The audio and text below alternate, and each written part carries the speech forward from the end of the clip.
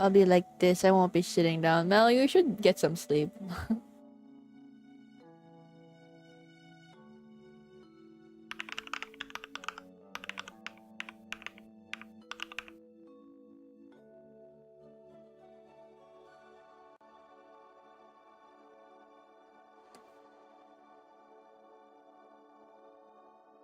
Ba-da-bum. I just get wherever's cheap and try from different tea companies. I try. You should try Yume no matcha. Oh, it's on Shopee. Um, I think it's quite good, but then again, I only have like Starbucks matcha as a frame of reference, so you know, take my suggestion with a grain of salt. But it was an enjoyable batch. You know me too well, chat. Okay, I know my streams are so relaxing, so you can't help but fall asleep. Okay.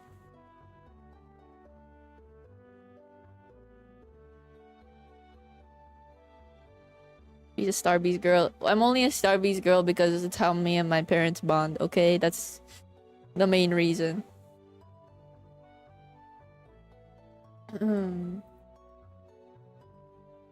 Taking notes, you should. Would you guys like to see my notes as well? Actually, no, I don't want you to see my notes, so I can read it word for word and not feel self-conscious. Alright, so we are reading Notes from the Underground by Dostoevsky.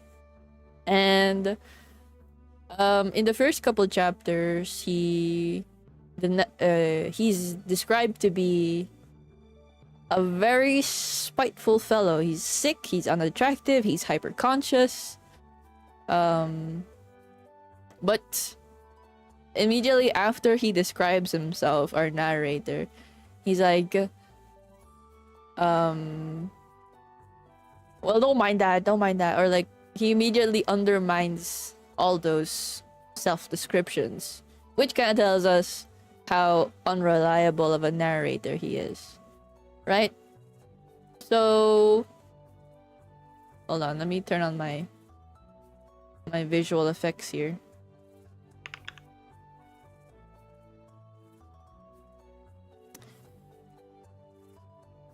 He claims to be a very intelligent and educated man, but because he's so smart, he's paralyzed and can't commit to anything.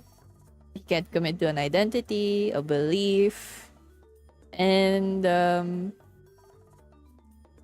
yeah.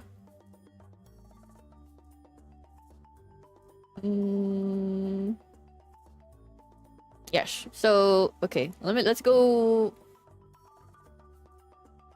chapter by chapter and break down the concepts, I guess, at this point. In the first chapter, the concept that he's trying to talk about is paralysis of identity. He says he cannot become anything. He says he could not become anything. I can't even read my own notes, bro. Come on, lock in. Not spiteful, not kind, not a rascal, not a hero. He's a man of too many contradictions to solidify into a person. And an example that he gave for this was that he's a government clerk. That he was rude to petitioners and he enjoyed making them unhappy, but he admits that he was, quote, scaring sparrows. That he's not actually spiteful. He mentioned some feud he had with an officer about his sword or something. And that he won this argument, but he didn't feel like he actually won it. It was a hollow victory. That's what he said. You may know expensive. What the hell? Yes, but it was good. It was very expensive though. Anyways, chapter 2, the concept was overconsciousness as an illness. He argues that too much consciousness is a genuine illness. Ordinary people have just enough awareness to act. He has far too much, which paralyzes him. He also talks about the enjoyment of degradation. He's some kind of masochist. The more aware he is of what sublime and beautiful is, the more he sinks into moral degradation and eventually enjoys the sinking. The enjoyment comes from the intensity of self-awareness in the moment of failure. So, yes. And last concept was inertia as a consequence of consciousness. His hyper-awareness leads inevitably to inertia, the inability to act. He identifies this as a law, acute consciousness. Yes. Yes. I'm trying my best not to read this word for word, by the way, but it's kind of difficult. There's a lot of concepts. Like, this is only the second chapter, right? Inertia as a consequence, enjoyment of degradation, and overconsciousness. This is all in the span of one chapter. And chapter 2 is probably like 5 pages long. So, yeah. Chapter 3, this is where we kind of deep dive into that, I want to say the over consciousness as an illness thingy. He uses a mouse and a bull as an example, describing the bull as a direct man. The man of action is stupid but effective, the bull, but the mouse thinks too much and never acts. He also mentions the stone wall, which represents the immovable laws of nature, logic and mathematics, things like twice 2 makes 4. The man of action accepts the wall or is simply stopped by it. The mouse resents it, but is equally unable to break through, so it retreats underground.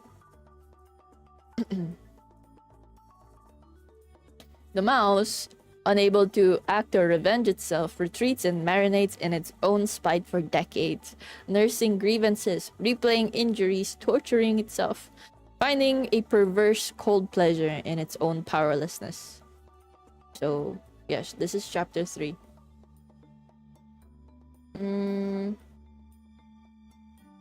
I feel like it's really important to go through each of the chapters though, but we'll skip ahead to the last chapter, I guess. I will send these notes maybe to the Discord if you guys want to read them, I guess. The last chapter we were reading was about the palace in the crystal, the palace of crystal versus the hen house.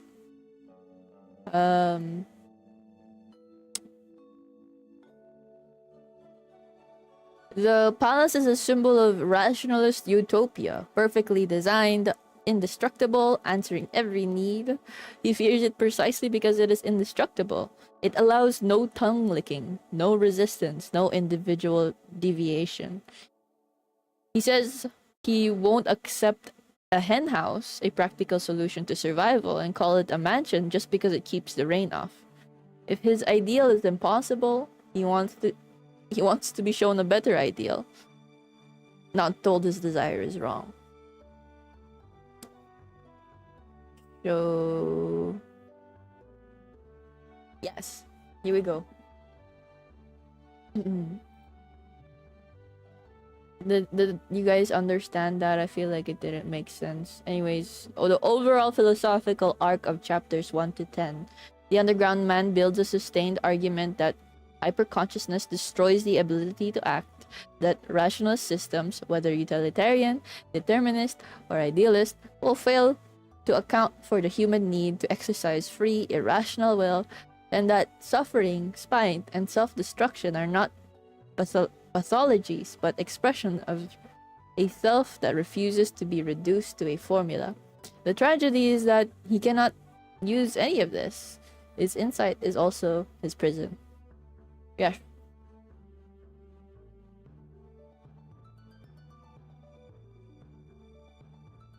I hope that was acceptable.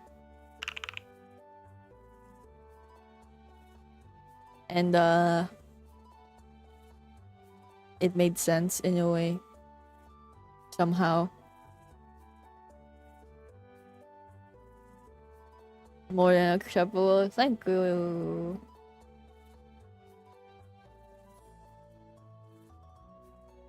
It's just a lot. It's just I couldn't grab all the concepts in all the chapters here because it's a lot. It's a lot in the span of 50 pages.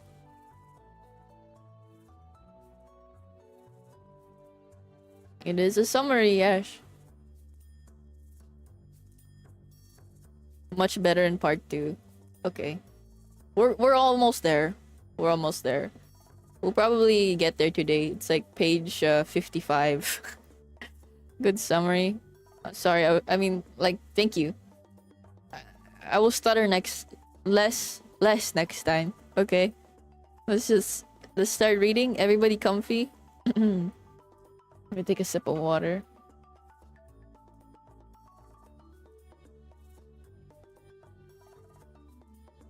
I will stutter next time. Less though, less. Stuttering. But how am I gonna become a big name narrator audible guy? Huh? If I keep stuttering. Tisk. Alright. The long and the short of it is, gentlemen, that it is better to do nothing. Better conscious inertia. And so hurrah for underground. Though I have said that I envy the normal man to the last drop of my bile, yet I should not care to be in his place, such as he is now. Though I shall not cease envying him. No. Anyway, the underground life is more advantageous. There, at any rate, no one can... Oh, but even now I am lying. I am lying because I know myself that it is not underground that is better, but something different. Quite different, for which I am thirsting. But I cannot find. Damn underground. Hold on, I want to find a better playlist.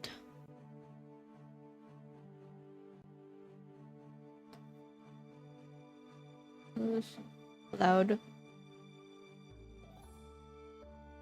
I will tell you another thing that would be better. And that is, if I myself believed in anything of what I have just written. I swear to you, gentlemen, there is not one thing, not one word of what I have written that I really believe. So you just spouted a bunch of bullshit to us for 50 pages. And now, well, you piece of shit, fucking Dostoevsky. Well, I cooked some lunch. Okay, Snowy.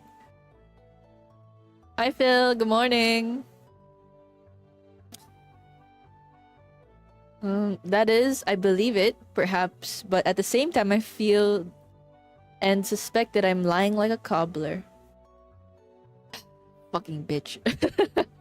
50 pages of bullshit, bro. Then why have you written all this? You'll say to me, yes, that's what I'm saying! Fucking piece of shit. I ought to put you underground for 40 years without anything to do, and then come to you in your cellar to find out what stage you have reached. How can a man be left with nothing to do for 40 years? Isn't that shameful? Isn't that humiliating, you'll say, perhaps wagging your heads contemptuously. You thirst for life and try to settle the problems of life by a logical tangle. And how persistent, how insolent are your sallies. Sallies? And at the same time, what a scare you're in. You talk nonsense and are pleased with it. You say impudent things and are in continual alarm and apologizing for them. You declare that you were afraid of nothing and at the same time try to ingratiate yourself in our good opinion. You declare that you are gnashing your teeth at the same time you are trying to be witty so as to amuse us. You know that your witticisms are not witty, but you are evidently well satisfied with their literary value. You may, perhaps, have really suffered, but you have no respect for your own suffering. Oh. I like that. Highlight that. Highlight it. Yeah.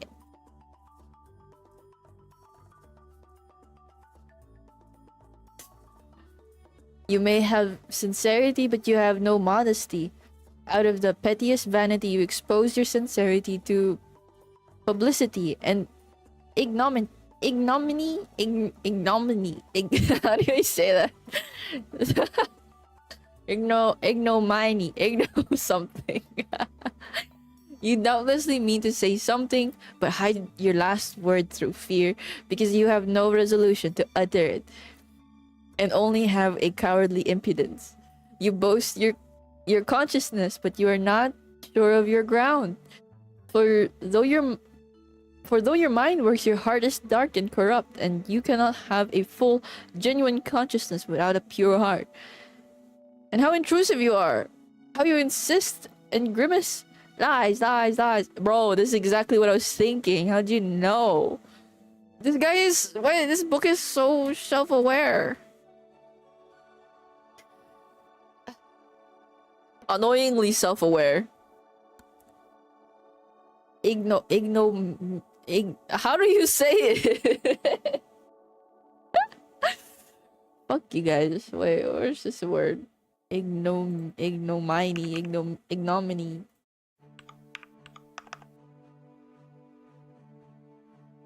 What? That's not...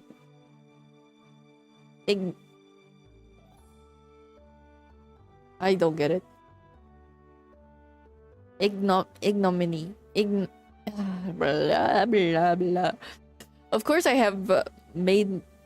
Of course I have myself made up all the things you say. That too is from underground. I have been for 40 years listening to you through a crack under the floor. I have invented them myself. There was nothing else I could invent. It is no wonder that I have learned it by heart, and it has taken a literary form. But you can really be so credulous as to think that I will print all this and give it to you to read too? And another problem. Why do I call you gentlemen? Why do I address you as though you were really my readers? Such confessions as I tend to make are never printed nor given to other people to read. Anyway, I am not strong-minded enough for that. And I don't see why I should be. But you see, a fancy has occurred to me, and I want to realize it at all costs. Let me explain. Every man has reminiscences which he would not tell to everyone, but only to his friends. He has other matters in his mind which he would not reveal even to his friends, but only to himself, and that in secret. But there are other things which a man is afraid to tell even himself. And every decent man has a number of such things stored away in his mind. The more decent he is, the greater the number of such things in his mind. Anyway, I have only lately determined to remember some of my early adventures. Till now, I have always avoided them, even with a certain uneasiness. Now, when I am not only recalling them, but have actually decided to write an account of them, I want to try to experiment whether one can, even with oneself, be perfectly open and not take fright at the whole truth. I will observe, in parenthesis, that Heinz says that a true autobiography is almost an impossibility, and that man is bound to lie about himself. He considers that Rosio certainly told lies about himself. In his confessions, and even intentionally lied out of vanity. I am convinced that Hein is right. I quite understand how sometimes one may, out of sheer vanity, attribute regular crimes to oneself. And indeed, I can very well conceive that kind of vanity. But Hein judged of people who made their confessions to the public. I write only for myself. And I wish to declare once and for all that if I write as though I were addressing readers, that is simply because it is easier for me to write in that form. It is in that form an empty form. I shall never have readers. I have made this plain already. I don't wish to be hampered by any restrictions in the compilation of my notes. I shall not attempt any system or method. I will jot things down as I remember them. But here, perhaps someone will catch at the word and ask me, if you don't really reckon on readers, why do you make such compacts with yourself? And on paper too. That is, that you won't attempt any system or method, that you jot things down as you remember them, and so on and so on. Why are you explaining? Why do you apologize? Well, there it is, I answer. There is a whole psychology in all this, though. Perhaps it is simply that I am a coward.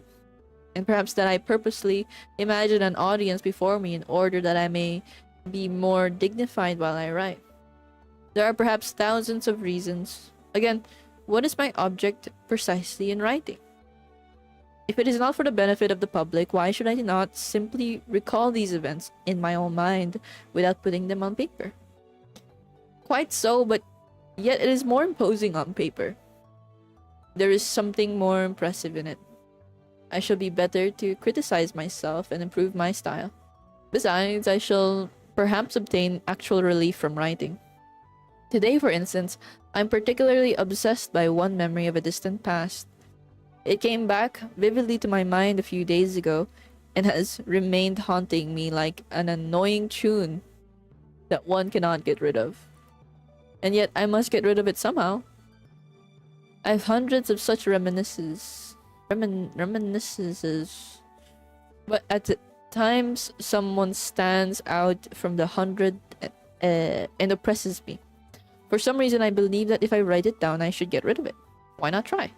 Besides, I am bored, and I never have anything to do. Writing will be a sort of work.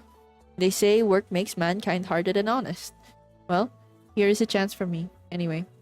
Snow is falling today, yellow and dingy. It fell yesterday too, and a few days ago. I fancy it is the wet snow that is reminding me of the incident which I cannot shake off now. And so let it be a story, a propos of the falling snow.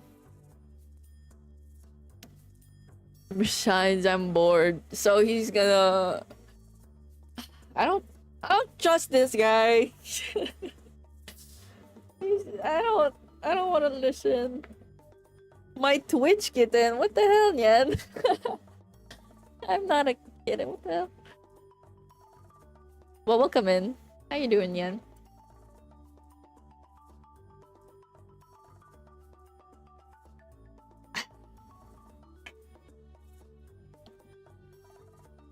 Alright, here we go.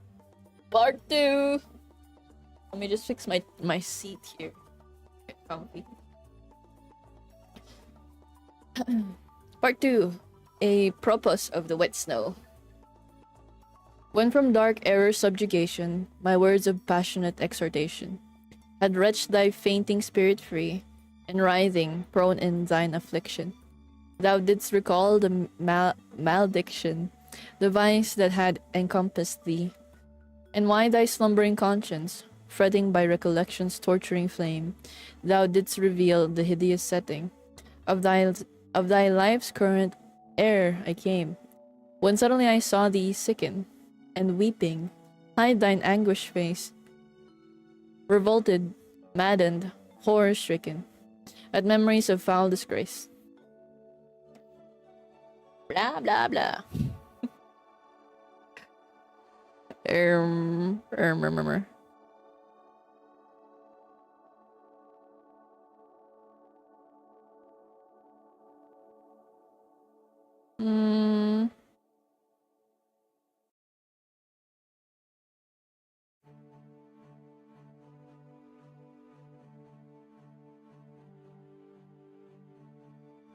Okay, here we go. Part 2, Chapter 1. I can't believe you read all that bullshit. That's what I hate this guy. Okay, here we go. At that time, I was only 24. My life was was even then gloomy, ill-regulated, and as solitary as that of a savage. I made friends with no one and positively avoided talking, and buried myself more and more in my hole. At work in the office, I never looked at anyone, and was perfectly well aware that my companions looked upon me not only as a queer fellow, but even looked upon me, I always fancied this, with a sort of loathing. I sometimes wondered why it was that nobody except me fancied that he was looked upon with aversion. One of the clerks had a most repulsive, pock-marked face, which looked positively villainous. I believe I should not have dared to look at anyone with such an unsightly countenance. Another had such a very dirty old uniform that there was an unpleasant odor in his proximity. Yet not one of these gentlemen showed the slightest self-consciousness, either about their clothes, or their countenance, or their character in any way. Neither of them ever imagined that they were looked at with repulsion. If they had imagined it, they would have not minded. So long as their superiors did not look at them in that way. It is clear to me now that, owing to my unbounded vanity and to the high standard I set for myself, I often looked at myself with furious discontent, which verged on loathing, and so I inwardly attributed the same feeling to everyone. I hated my face, for instance. I thought it disgusting, and even suspected that there was something base in my expression. And so every day when I turned up at the office, I tried to behave as independently as possible, and to assume a lofty expression so that I might not be suspected of being abject. My face may be ugly, I thought, but let it be lofty, expressive, and above all, extremely intelligent. This guy's full of himself. But I was positively and painfully certain that it was impossible for my countenance to ever express those qualities. And that was worst of all. I thought it was actually stupid looking, and I would have been quite satisfied if I could have looked intelligent. In fact, I would have even put up with looking base if, at the same time, my face could have been thought strictly intelligent. What does that even mean? How do you look intelligent? Of course, I hated my fellow clerks, one and all, and I despised them all. Yet, at the same time, I was, as it were, afraid of them. In fact, it happened at times that I thought more highly of them than of myself. It somehow happened quite suddenly that I alternated between despising them and thinking them superior to myself. A cultivated and decent man cannot be vain without setting a fearfully high standard for himself, and without despising and almost hating himself at certain moments. But whether I despised them or thought them superior, I dropped my eyes almost every time I met anyone. I even made experiments whether I could face so-and-so's looking at me, and I was always the first to drop my eyes. This worried me to distraction. I had a sickly dread, too, of being ridiculous, and so had a lavish passion for the conventional and in everything external. I loved to fall into the common rut, and had a wholehearted terror of any kind of eccentricity in myself. Eccentricity? Whatever. But how could I live up to it? I was morbidly sensitive as a man of our age should be. They were all stupid, and as like one another as so many sheep. Perhaps I was the only one in the office who fancied that I was a coward and a slave, and I fancied it just because I was more highly developed. But it was not only that I fancied it, it really was so. I was a coward and a slave. I say this without the slightest embarrassment. Every decent man of our age must be a coward and a slave. What? That is his moral condition. Of that I am firmly persuaded.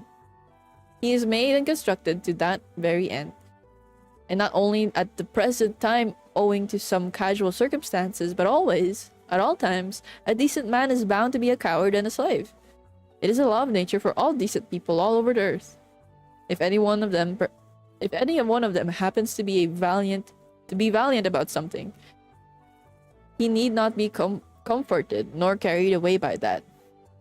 He would show the white feather just the same before something else. That is how it invariably and inevitably ends. Only donkeys and mules are valiant. And they only till are what? And they only till they are pushed up to the wall. It is not worthwhile to pay attention to them, for they are really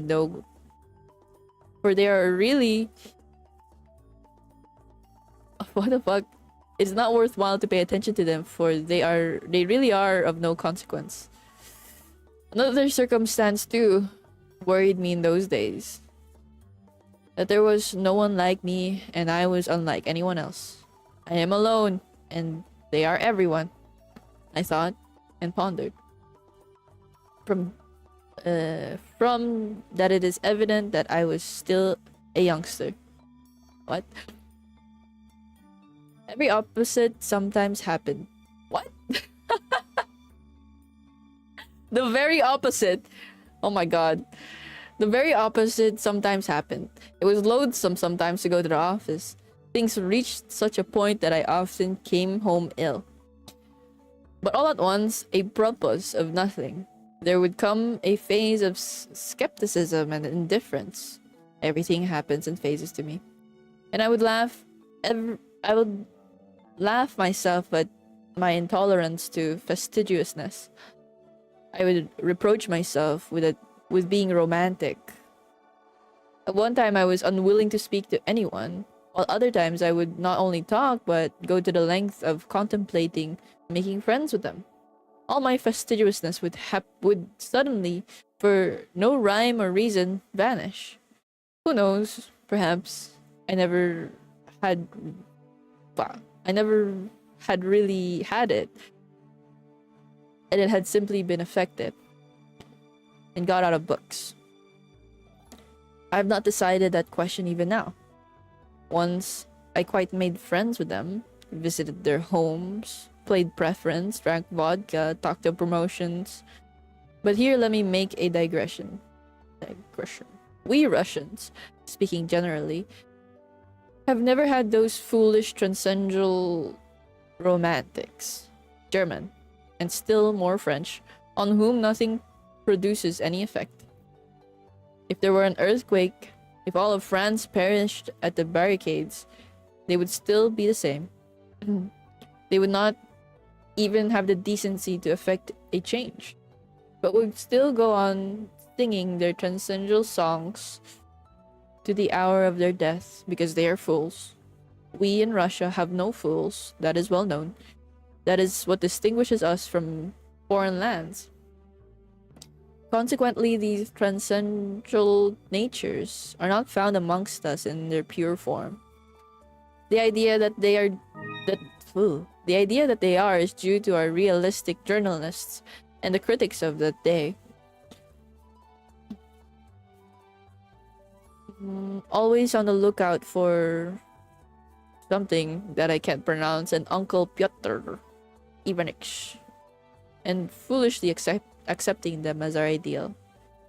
They have slandered our romantics, taking them for the same transcendental sort as in Germany or France. On the contrary, the characteristics of our romantics are absolutely and directly opposed to the transcendental European type, and no European standard can be applied to them. Allow me to make use of this word romantic, an old-fashioned and much respected word which has done good service and is familiar to us all. The characteristics of a romantic are to understand everything, to see everything, and to see it often incomparably more clearly than most realistic minds see it. To refuse to accept anyone or anything, but at the same time not to despise anything. to give way, to yield from policy, never to lose sight of a useful practical object, such as rent-free quarters at the government expense, pensions, decorations, to keep an eye on that object through all enthusiasms and volumes of lyrical poems, and at the same time, to preserve the sublime and beautiful, inviolate them within them to the hour of their death, and to preserve themselves also, incidentally, like some precious jewel wrapped in cotton wool, if only for the benefit of the sublime and beautiful. A romantic is a man of great breadth, and the greatest rogue of all our rogues. I can assure you from experience indeed. Of course, that is if he is intelligent. But what am I saying? The romantic is always intelligent. And I only meant to observe that although we have had foolish romantics, they don't count.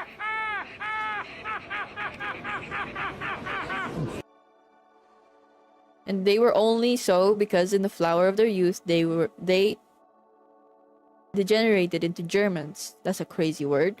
And to preserve their precious jewel more comfortably and settled somewhere out there. By preference in Weimar or the Black Forest. I, for instance, genuinely despised my official work and did not openly abuse it simply because I was in it myself and got a salary for it. Anyway, take note, I did not openly abuse it. A romantic would rather go out of his mind, a thing, however, which it very rarely happens, than to open abuse, unless he had some other career in view. And he is never kicked out. At most, they would take him to the lunatic asylum as the King of Spain, if he should go very mad. But it is only the thin, fair people who go out of their minds in Russia. Innumerable romantics attain later in life to considerable rank and service. Their many-sidedness is remarkable. And what a faculty they have for the most contradictory sensations. I was comforted by this thought even in those days, and I am of the same opinion now. That is why there are so many broad natures among us who never lose their ideal, even in the depths of their degradation. And though they never stir a finger for their ideal, though they are arrant thieves and knaves, yet they tearfully cherish their first ideal and are extraordinarily honest at heart. Yes, it is only among us that the most incongruable rogue can absolutely and loftily honest at heart can be absolutely loftily honest at heart without the least ceasing to be a rogue. Without in the least, oh my god. I repeat, our romantics frequently become such accomplished rascals, I use the term rascals affectionately, suddenly display such a sense of reality and practical knowledge that their bewildered superiors and the public generally can only ejaculate in amazement. What? What?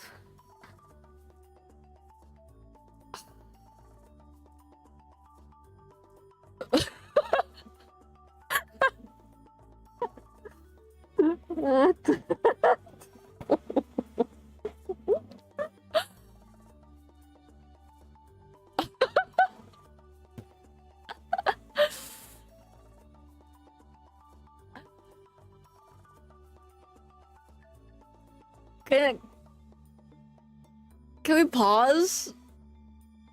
What did I just read just now? Has that ever happened to you?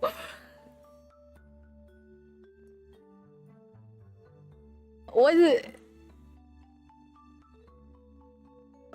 I'm so confused even, like...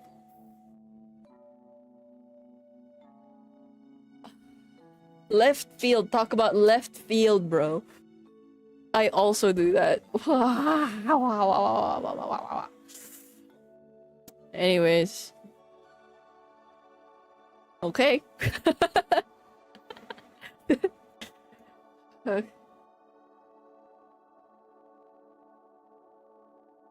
Means yell. Okay. I will believe you. Their many-sidedness is really amazing. And goodness knows what it may develop into later on. And what the future has in store for us. It is not a poor material. I do not say this from any foolish or boastful patriotism. But I feel sure that you are again imagining that I am joking. Or perhaps it's just the contrary and you are convinced that I really think so. Anyway, gentlemen, I shall I shall welcome both views as an honor and a special favor. And do forgive my digression. I did not, of course, maintain friendly relations with my comrades, and soon was at loggerheads with them. Loggerheads? Loggerhead? Something. And in my youth and inexperience, I even gave up bowing to them, as though I had cut off all relations. That, however, only happened to me once. As a rule, I was always alone. In the first place, I spent most of my time at home, reading. I tried to stifle all that was continually seething within me by means of external impressions. And the only external means I had was reading. Reading, of course, was a great help, exciting me, giving me pleasure and pain, but at times it bored me fearfully. One longed for movement in spite of everything, and I plunged all at once into dark, underground, loathsome vice of the pettiest kind. My wretched passions were acute, smarting from my continual, sickly, irritably... I had hysterical impulses, with tears and convulsions. I had no resource except reading, that is, there was nothing in my surroundings which I could respect and which attracted me. I was overwhelmed with depression, too. I had an hysterical craving for incongruity and for contrast, and so I took to vice. Okay. I have not said this all to justify myself. But no, I am lying. I did want to justify myself. I make that little observation for my own benefit, gentlemen. I don't want to lie. I vowed to myself I would not. And so, furtively, timidly, in solitude at night, I indulged in filthy vice, with the feeling of shame which never deserted me, even at the most loathsome moments, and which at such moments nearly made me curse. Already, even then, I had my underground world in my soul. I was fearfully afraid of being seen, of being met, of being recognized. I visited various obscure haunts. One night, I was passing a tavern. I saw through a lighted window some gentlemen fighting with billiard cues, and one of them thrown out the window. At other times, I should have felt very much disgusted, but I was in such a mood at the time that I actually envied the gentleman thrown out of the window. And I envied him so much that I even went into the tavern and into the billiard room. Perhaps, I thought, I'll have a fight too, and they'll throw me out of the window. I was not drunk, but what is one to do? Depression will drive a man to such a pitch of hysteria. But nothing happened. It seemed that I was not even equal to being thrown out of the window and went away without having my fight. This guy's crazy. Also, thank you for the what the fuck, for the 10 gifted subs. How are you doing, Whimsical? I'm sorry, I'm like locked in reading because yes, this chapter is probably the longest one we read so far. Some subs for you filthy animals. Thank you, Whimsical. Thank you. How have you been? It has been a while. Also, hi Bion. I turned off the notifications for this screen because logging in. Let me log back in. Thank you very much. I appreciate it a lot. Thank you. Thank you. Glad to be back. I'm glad you're back. Tell me about what's been happening after our reading session. All right. An officer put me in place from the first moment. I was standing by the billiard table and in my ignorance blocking up the way, and he wanted to pass. He took me by the shoulders and without a word, without warning or explanation, moved me from where I was standing to another spot and passed by as though he had not noticed me. I could have forgiven blows, but I could not have forgiven his having moved me without noticing me. Devil knows what I would have given for a regular quarrel, a more decent, a more literary one, so to speak. I had been treated like a fly. This officer was over 6 foot, while I was a spindly little fellow. But the quarrel was in my hands. I had only to protest, and I certainly would have been thrown out of the window. But I changed my mind and preferred to beat a resentful retreat. Preferred to beat a resentful retreat. I went out of the tavern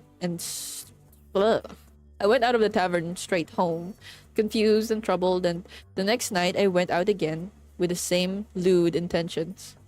Still more furtively, abjectly, and miserably than before, as it were, with tears in my eyes, but still I did go out again. Don't imagine, though. It was cowardice made me slink away from the officer. I never have been a coward at heart. What? Though I have always been a coward in action. Don't be in a hurry to laugh. I assure you I can explain it all. Oh, if only that officer had been one of the sort who would consent to fight a duel. No, he was one of those gentlemen, alas long extinct, who preferred fighting with cues or, like Gogol's Lieutenant Pirogov, appealing to the police. They did not fight duels and would have thought a duel with a civilian like me an utterly unseemly procedure in any case. And they looked upon the duel altogether as something impossible, something free-thinking and French. But they were quite ready to bully, especially when they were over 6 foot. I did not slink away through cowardice, but through an unbounded vanity. I was afraid of his 6 foot, not of getting a sound thrashing and being thrown out of the window. Sorry, I was afraid not of his 6 foot. Yeah, right. Okay. What are you afraid of then? I should have had physical courage enough, I assure you, but I had not the moral courage. What I was afraid of was that everyone present, from the insolent marker down to the lowest little stinking, pimply clerk in a greasy collar, would jeer at me and fail to understand when I began to protest and to address them in literary language. For of the point of honor, not of honor, but the point of honor, what is that word? It's literally point d'honneur. One cannot speak among us except in literary language. You can't allude to the point of honor in ordinary language. I was fully convinced, the sense of reality in spite of all my romanticism, that they would all simply split their sides with laughter, and that the officer would not simply beat me, that is, without insulting me, but would certainly prod in the back with his knee, kick me around the billiard table, and then only perhaps have the pity to drop me out of the window. Thank you for the gifted! It translates into French so Lifu can read it. I can also read it. Point d'honneur.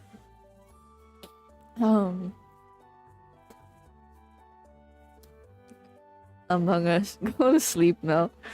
Of course, this trivial incident could not with me end in that. I often met that officer out. I often met that officer afterwards in the street and noticed him very carefully. I'm not quite sure whether he recognized me. I imagine not. I judged from certain signs, but I stared at him with spite and hatred, and so it went on for several years. My resentment grew even deeper with years. At first, I began making stealthy inquiries about this officer. It was difficult for me to do so, for I knew no one. But one day I heard someone shout his surname in the street as I was following him at a distance, as though I were tied to him, and so I learned his surname. From another time, I followed him to his flat. Oh, it's so weird! And for 10 kopecks, learned from the porter where he lived. What the hell?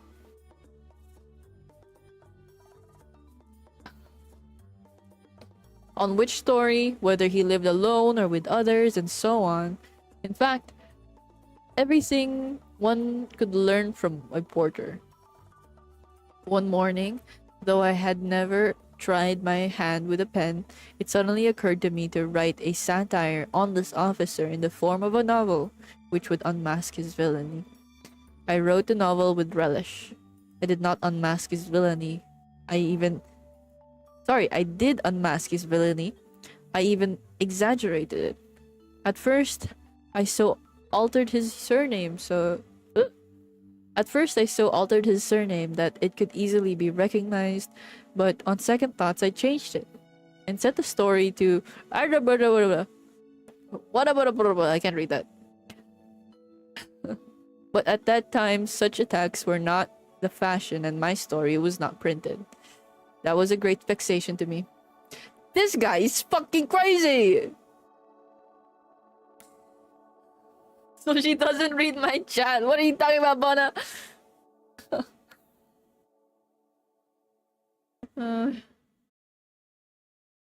So I have no clue. It was this word, Lifu. That's close enough to French English. He wants to get dominated. Speak for yourself, bro. It's easy to pronounce. How'd you type that so fast? What the fuck? Why would they translate? I don't know. I didn't write the book. I didn't translate it.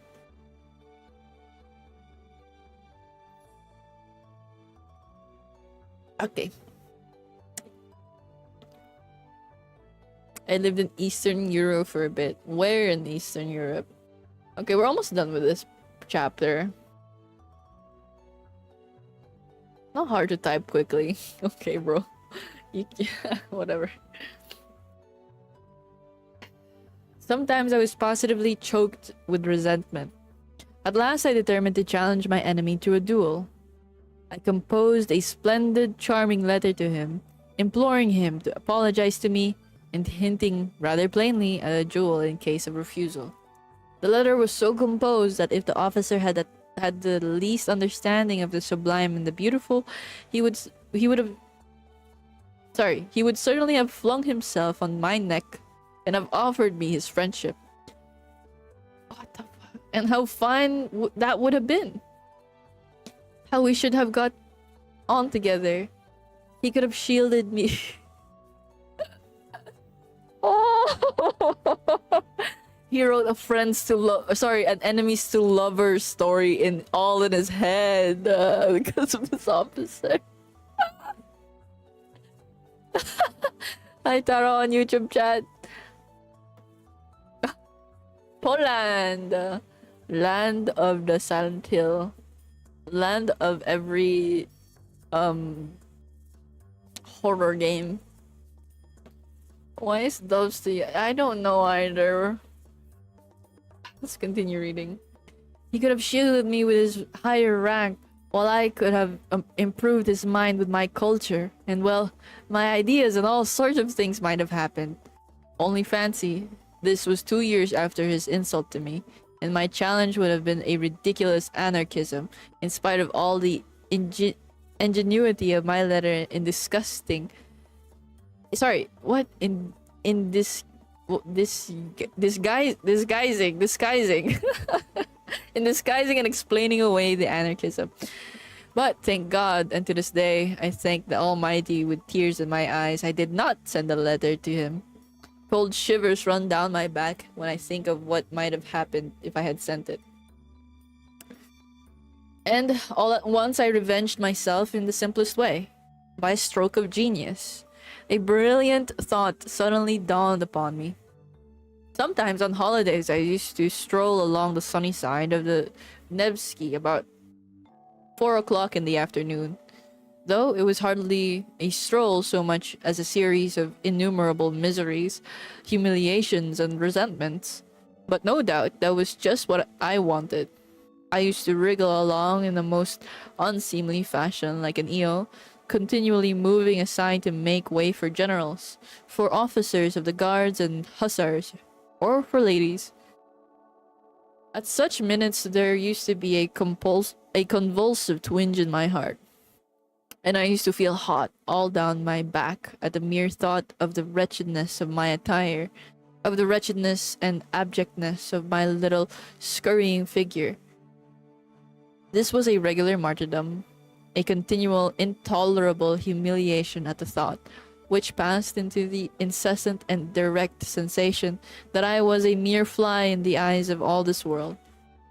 A nasty, disgusting fly, more intelligent, more highly developed, more refined in feeling than any of them, but of course, but a fly that was continually making way for everyone, insulted and injured by everyone. Why I inflicted this torture upon myself, why I went to Nevsky, I don't know. I felt simply drawn there at every possible opportunity. Already then I began to experience a rush of enjoyment of which I spoke in the first chapter. After my affair with the officer, I felt even more drawn there than before. It was on the Nevsky that I met him most frequently. There, I could admire him. Okay, malama. He too went there chiefly on holidays. He too turned out of his path for generals and persons of high rank. He too wriggled between them like an eel. But people like me, or even better dressed than me, he simply walked over. He made straight for them as though there was nothing but empty space before him, and never, under any circumstances, turned aside. I gloated over my resentment watching him, and always resentfully made way for him. It exasperated me that even in the street I could not be on an even footing with him.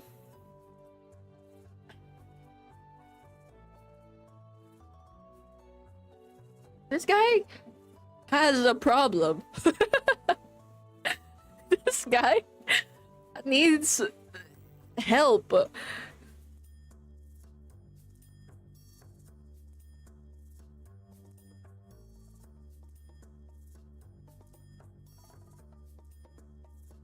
To touch grass but felt like a chud. Pretty much. No, he didn't go outside to touch grass. He went outside to go stop this fucking officer. And how does the officer not recognize him? There's this one guy, when I go out for runs and stuff, that I always recognize.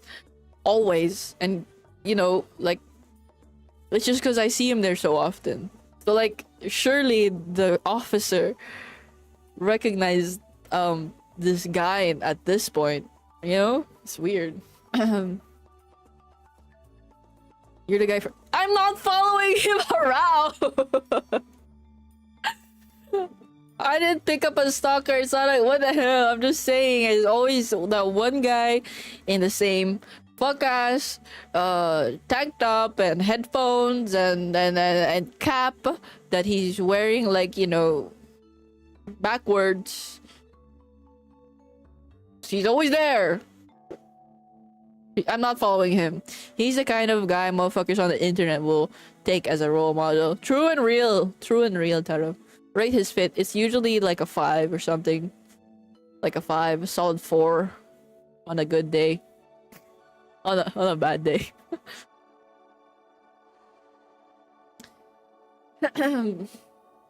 Okay. I'll be completely honest, I have no idea what's happening general story wise. I just know the dude's a certified freak. I'm not gonna lie to you, Whimsical. I mean, I am also unaware of what's going on. I'm still struggling to understand what what the point he's trying to make is. That is me. No, Mel. No. Okay, let's continue.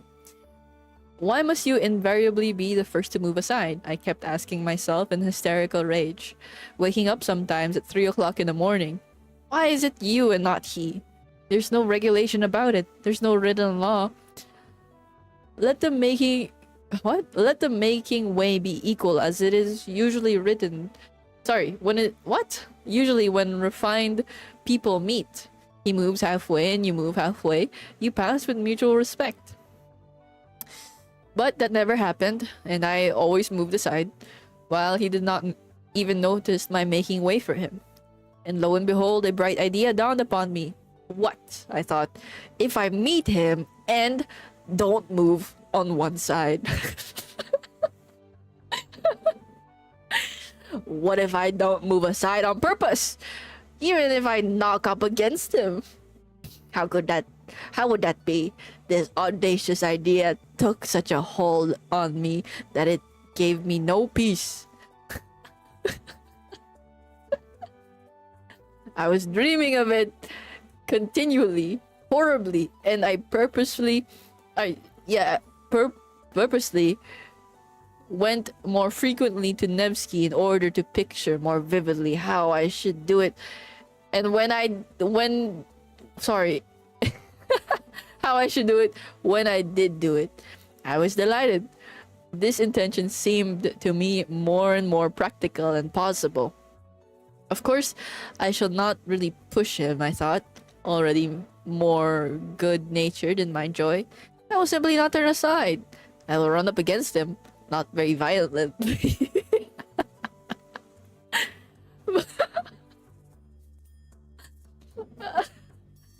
Okay, not very violently, but just shouldering each other, just as mere decency permits. I will push against him just as much as he pushes against me. I can't fucking... I can't do this. At last, I made up my mind completely, but my preparations took a great deal of time. To begin with, when I carried out my plan, I should need to be looking rather more decent. And so I had to think of my getup. In case of emergency, if, for instance, there was any sort of public scandal, and the public there is of the most recherche. The Countess walks there, Prince D walks there, all the literary world is there. I must be well dressed. That inspires respect and of itself puts us on an equal footing in the eyes of the society. What the fuck is going on? What the fuck? With this object, I asked for some of my salary in advance and bought at Churkin's a pair of black gloves and a decent hat. Black gloves seemed to me both more dignified and bon ton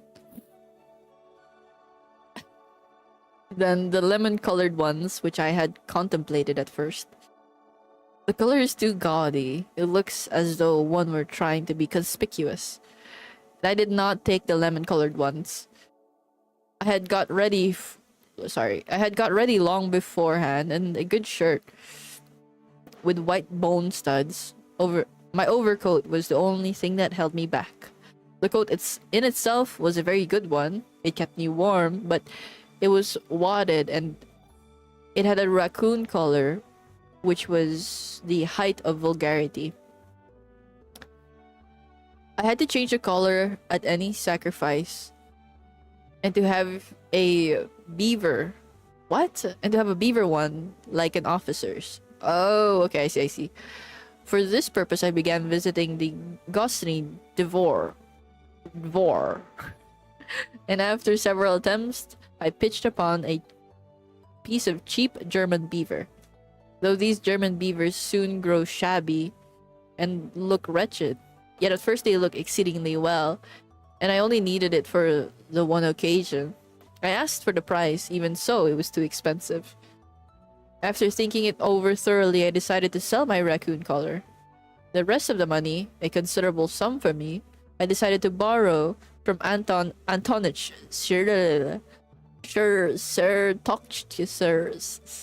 whatever. My immediate superior, an unassuming person, though grave and judicious. He never lent money to anyone, but I had, on entering the service, been specially recommended to him by an important personage whom had got me my berth. I was horribly worried to borrow from Antonich, something. To borrow from Anton seemed to me monstrous and shameful. I did not sleep for 2 or 3 nights. Indeed, I did not sleep well at that time. I was in a fever. I did all this for bumping into an officer, by the way. I was in a fever. I had a vague sinking at my heart, or else a sudden throbbing. Anton was surprised at first, then he frowned.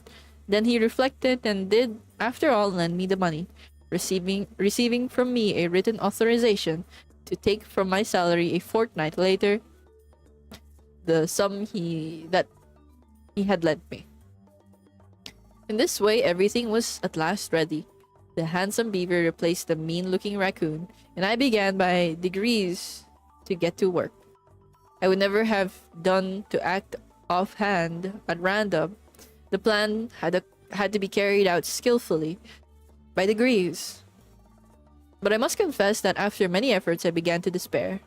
We simply could not run into each other. I made every preparation. I was quite determined.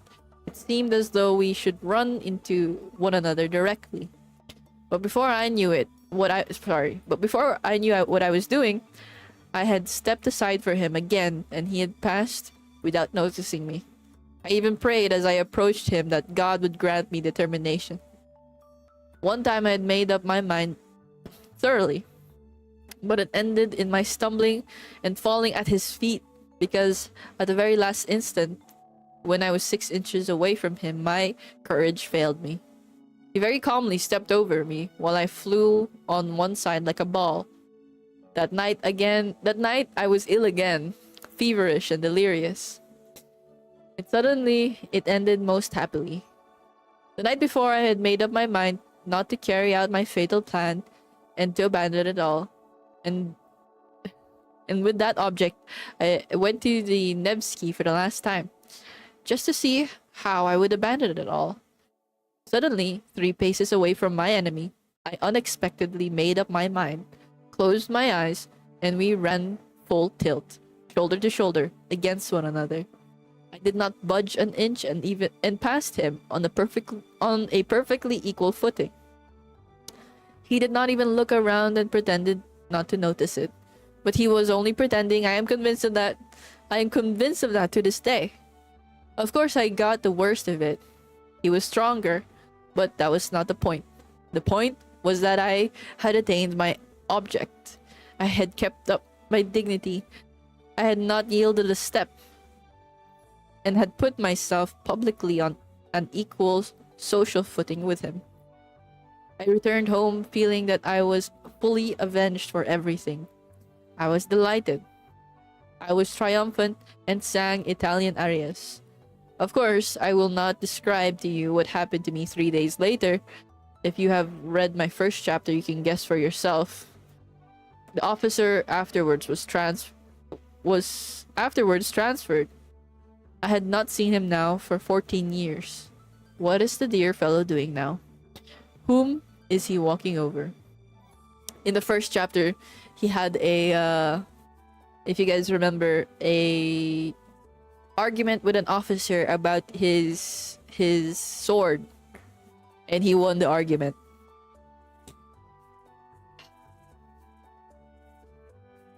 Well, we'll end today's reading here then. I'm stumbling over my words a lot today. What the fuck did I just read? What was that?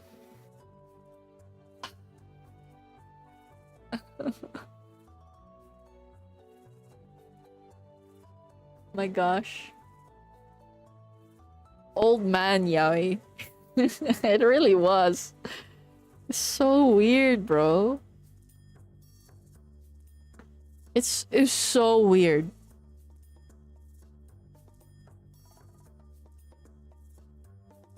Deserve to be automodded? Hold on.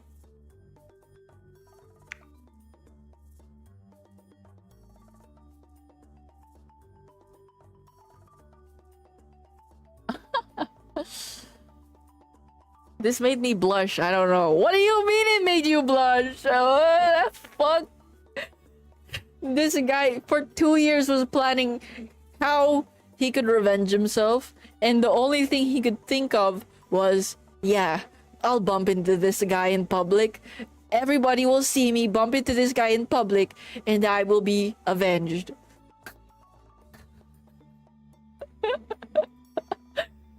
What is going on? He won the argument and started writing and about robbing and ejaculating. So crazy. So fucking crazy, bro. And he's like, fucking nailed it. Thank you for the follow, Mouse Sing, and also for the follow earlier, Fel Vanny. Welcome in.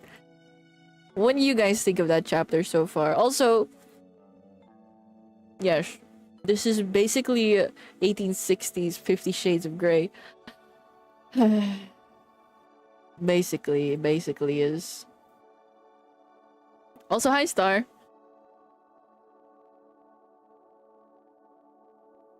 There's no alerts here. Okay, I'll turn them back on just cause. Well, now, why do you fuck with this book so heavy? Is it cause it's super weird? How you doing, Stray? I kind of get it. It's freaky. Bro, what did they have in 1860? They didn't have what's that? AI brain rot of Fruit Love Island. Did they? They didn't have that back then. I don't want to stay until you stop reading. Okay, fine. Hi, Jakil. How you doing? Freaky ass readers. Hey, I'm not freaky. I'm just reading what he's saying.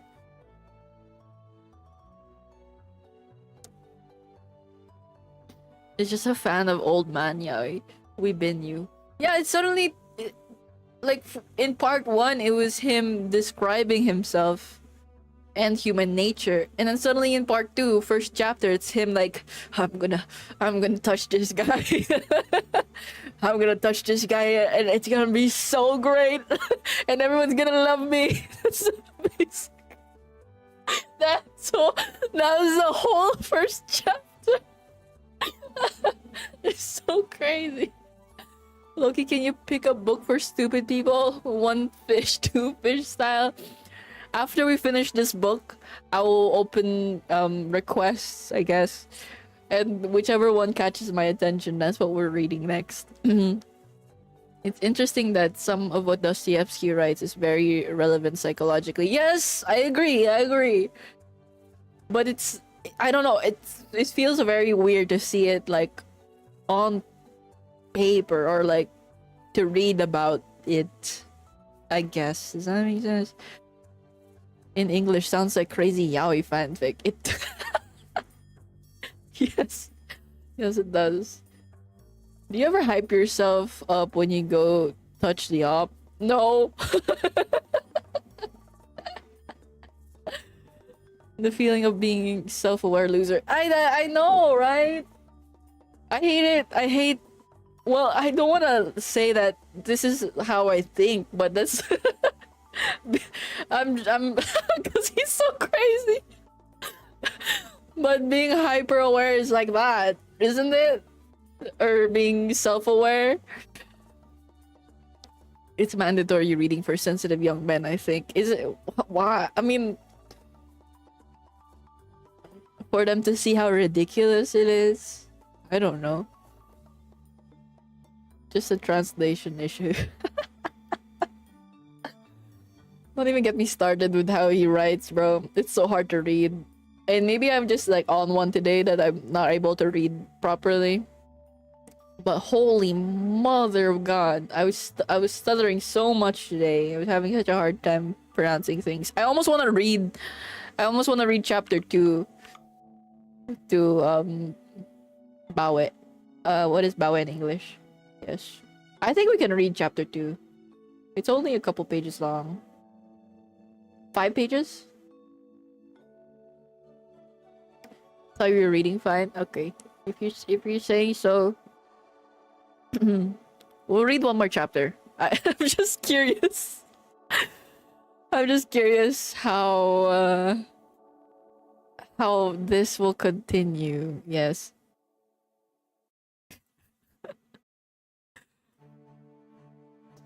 Reading it at night would be appropriate. This book at night, it would feel like I opened the Satanist Bible or something. I had a tab of Chinese poetry open. Why? He will say all of that was exaggerated. Yeah, he'll be like, haha, I'm kidding. I wasn't actually like that. I wasn't actually planning to touch an officer.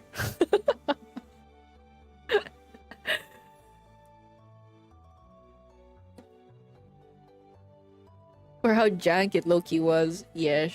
Thank you, Whimsical.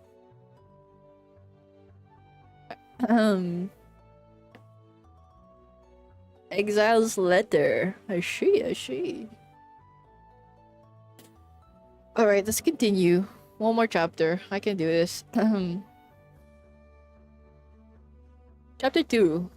But the period of my dissipation would end, and I always felt sick afterwards. Dissipation.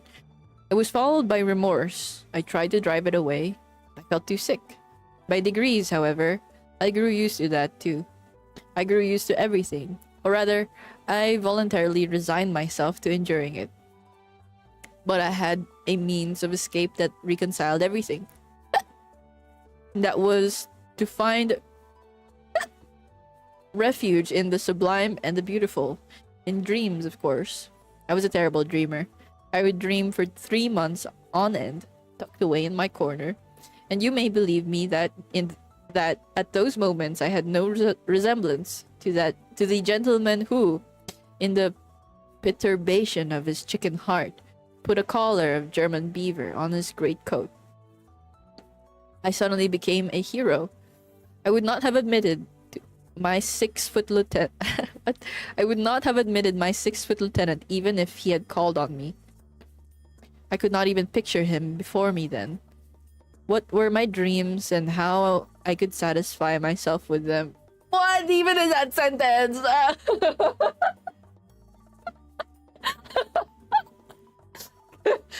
Can you stop being weird for one chapter? One. What were my dreams and how I could satisfy myself with them?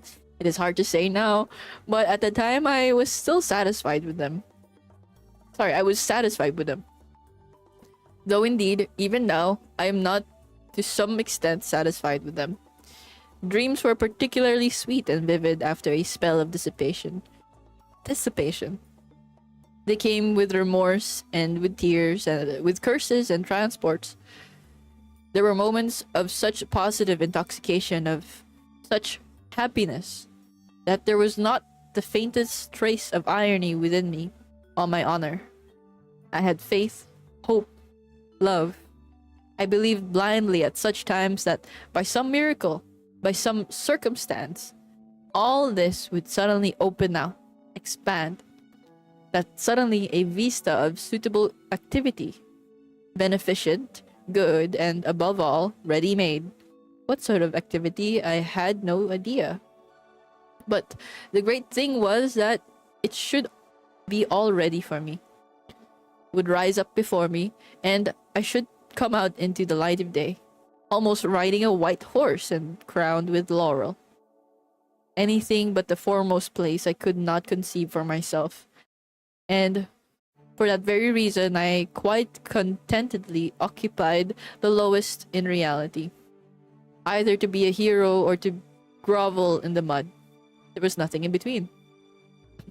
That was my ruin.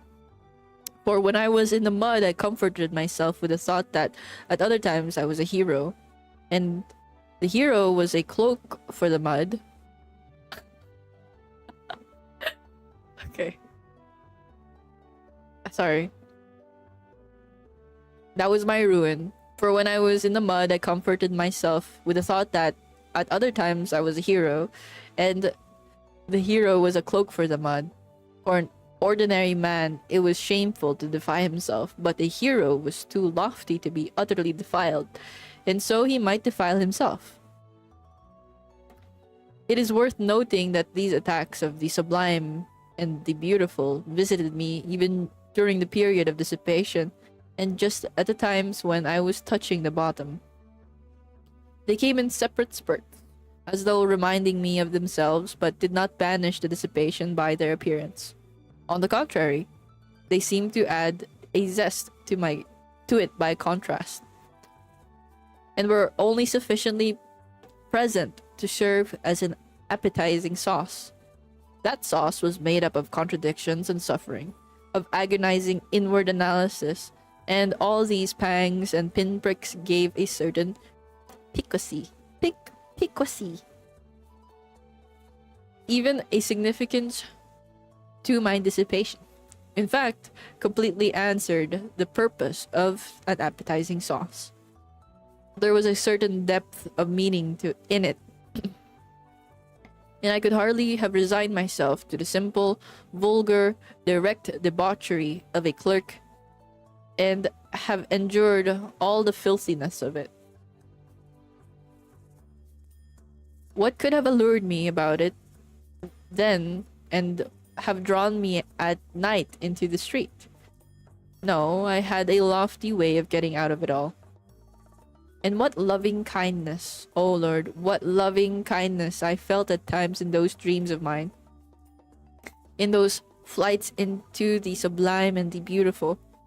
Though it was fantastic love, though it was never applied to anything human in reality, yet there was so much of this love that one did not feel afterwards even the impulse to apply in it reality. That would have been superfluous. Everything, however, passed satisfactorily by a lazy and fascinating transition into the sphere of art, that is, into the beautiful forms of life. Lying ready, largely stolen from the poets and novelists and adapted to all sorts of needs and uses. I, for instance, was triumphant over everyone. Everyone, of course, was in dust and ashes and was forced spontaneously to recognize my superiority, and I forgave them all. I was a poet and a grand gentleman. I fell in love. I came in for countless millions and immediately devoted to them humanity. At the same time, I confessed before all the people my shameful deeds, which, of course, were not merely shameful, but in them had much that was sublime and beautiful. Something in me, the Manfred style. What? What? Of course, they were not merely shameful, but had in them much that was sublime and beautiful. Something in the Manfred style. Okay. Everyone would kiss me and weep. What idiots they would be if they did not. While I should go barefoot and hungry, preaching new ideas and fighting a victorious Austerlitz against the obscurantists. The band would play a march, an amnesty would be declared. The Pope would agree to retire from Rome to Brazil. Then there would be a ball for the whole of Italy at the Villa Borghese on the shores of Lake Como. Lake Como being for that purpose transferred to the neighborhood of Rome. Then would come a scene in the bushes and so on, as though you did not know all about it. You will say that it is vulgar and contemptible to drag all this into public after all the tears and transports which I have myself confessed. But why is it contemptible? Can you imagine that I am ashamed of it all? And that it was stupider than anything in your life, gentlemen?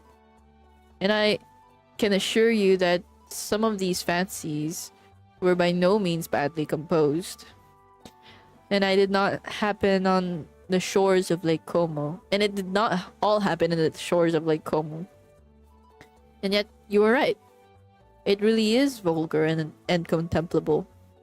The most contemptible of all, it is that now I am attempting to justify myself to you. And even more contemptible than that is my making this remark now. But that's enough. There will be no end to it. Each step will be more contemptible than the last. I could never stand more than 3 months of dreaming at a time without feeling an irresistible desire to plunge into society. To plunge into society meant to visit my superior at the office, Anton. He was the only permanent acquaintance I have had in my life, and I wonder at the fact myself now. But I only went to see him when that phase came over me, and when my dreams had reached such a point of bliss that it became essential at once to embrace my fellows and all mankind. And for that purpose, I needed, at least one human being actually existing. I had to call onto Anton, however, on Tuesday, his at-home day, so I had always to time my passionate desire to embrace humanity so that it might fall on a Tuesday. What? Okay. This Anton lived on a fourth story in a house in 5 corners. In 4 low-pitched rooms, one smaller than the other, of a particularly frugal and shallow appearance. He had 2 daughters and their aunt, who used to pour out tea. Of the daughters, one was 13 and another was 14. They both had snub noses, and I was awfully shy of them because they were always whispering and giggling together. The master of the house usually sat in his study on a leather couch in front of the table with some gray-headed gentleman, usually a colleague from our office or some other department. I never saw more than 2 or 3 visitors there. Always the same. They talked about the excise duty, about business in the Senate, about salaries, about promotions, about His Excellency, and the best of means of pleasing him, and so on. I had the patience to sit like a fool beside these people for 4 hours at a stretch, listening to them without knowing what to say to them or venturing to say a word. I became stupefied. Several times I myself perspiring. I was overcome by a sort of paralysis, but this was pleasant and good for me. On returning home, I deferred for a time my desire to embrace all mankind. I had, however, one other acquaintance of a sort, Simonov, who was an old schoolfellow. I had a number of schoolfellows indeed in Petersburg, but I did not associate with them and had even given up nodding to them in the street. I believe I had transferred into the department. I believe I had transferred into the department I was in simply to avoid their company and to cut off all connection with my hateful childhood. Curses on that school and all those terrible years of penal servitude. Penal. In short, I parted from my schoolfellows as soon as I got out into the world. There were two or three left to whom I nodded in the street.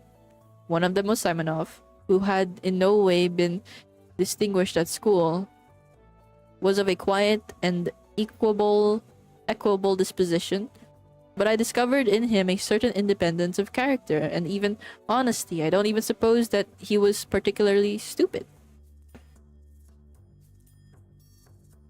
I had at one time spent some rather soulful moments with him, but these had not lasted long and had somehow been suddenly clouded over.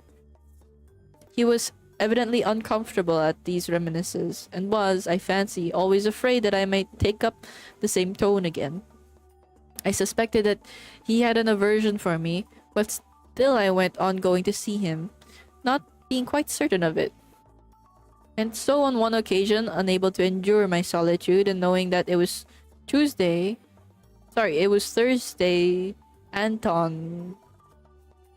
Anton's door would be closed, I thought of Simonov. Climbing up his climbing up to his fourth story, I was thinking that the man disliked me and that it was a mistake to go and see him. But as it always happened, that such reflections impelled me, as though purposely, purposely, to put myself into false position, I went in. It was almost a year since I had last seen Simonov. Oh, it was a fucking... We got cucked. Hello, swole tadpole. Welcome in. Wah. You know, growing up, I was told never to trust trees. They're always a little shady. Fadol will return with more dad jokes of the day. Thank you for the dad joke. Okay. So, I mean, what was this chapter about? Fucking... something.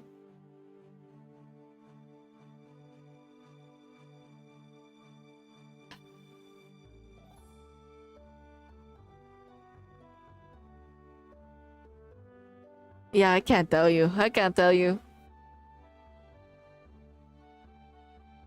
Were that good enough? His previous love interest? Simon? You think Simon is somebody he wants to revenge from? This guy just hates being alive. But the thing is, people like this exist. How you... But could you tell if somebody had this kind of way of thinking? Which page are we on? Hold on. We just finished chapter 3 in part 2. 77 now. Scratching my eye. Old man Yaoi love triangle. But what about his boss? That's the police officer, Simonov, and his boss. Kitchen cells. Love square. This is too many people that he's yes. It's super common nowadays. It is. I guess. Do you avoid people like this?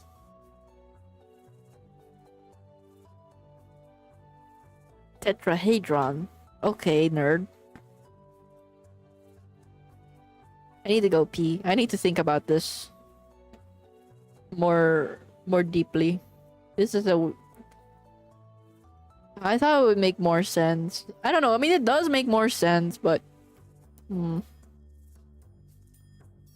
I don't know. I'm gonna go pee.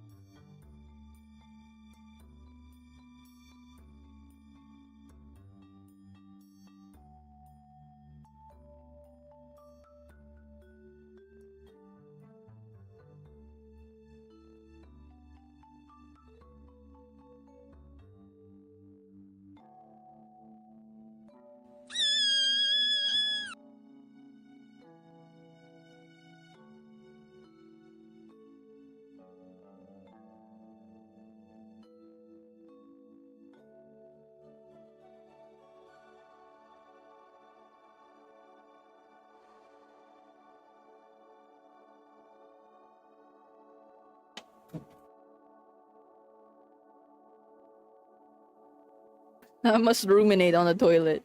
Yes. Weird chapter. Weird book in general so far.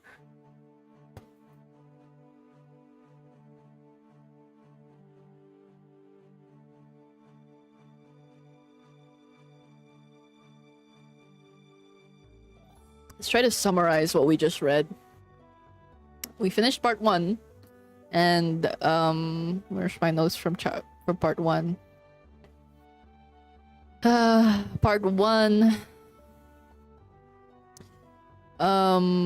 he was mainly talking about hyper consciousness, I guess, mainly, right? And how it destroys the inability to act. Also that humans need to exercise free and irrational will, that even if you give them everything, they doesn't matter, they'll piss on shit on in the Crystal Palace just to prove a point. That's chapter 1. Well, some of it, I guess. I don't know if that was the main point of chapter 1. I don't really, or sorry, part 1. I don't I came way too late. A lack of context for all of it. It's okay. It's fine.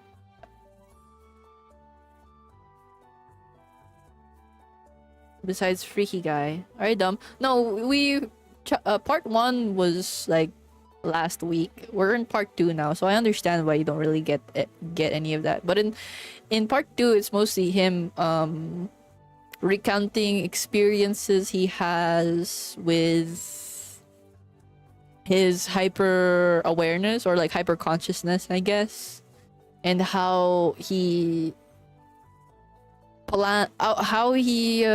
is, period. Yeah, there is no context, really. Like, the way he tried to frame part 2 was that it was gonna be him just yapping about his life. So you're not really missing much. We're all as confused as you are. Don't worry. Well, except for Bona, I guess, because Bona's read the book fully.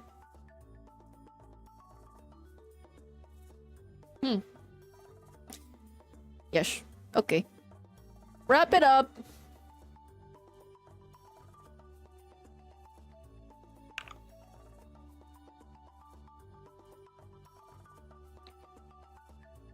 We're being illiterate now. It's okay. Well, I mean, this is mainly why I'm also reading this on stream, is so that, well, an open discussion, I guess. After this one, philosophy adjacent novellas. Example? What do you mean?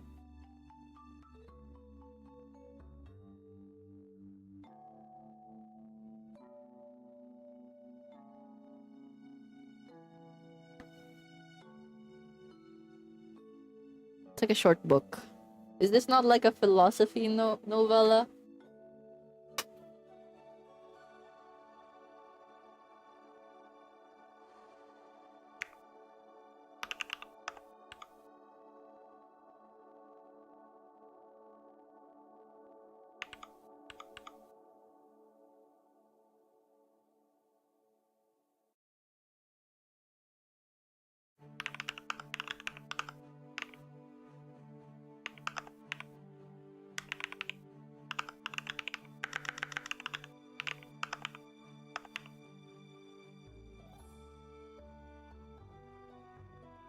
Yes. I don't know. If you have suggestions, I mean, they're open.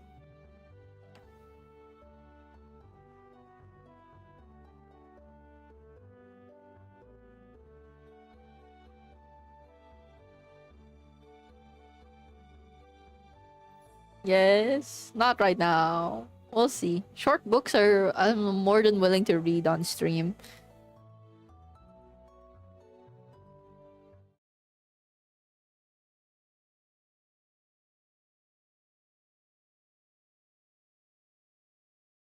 Okay. We're Resident Eviling it up.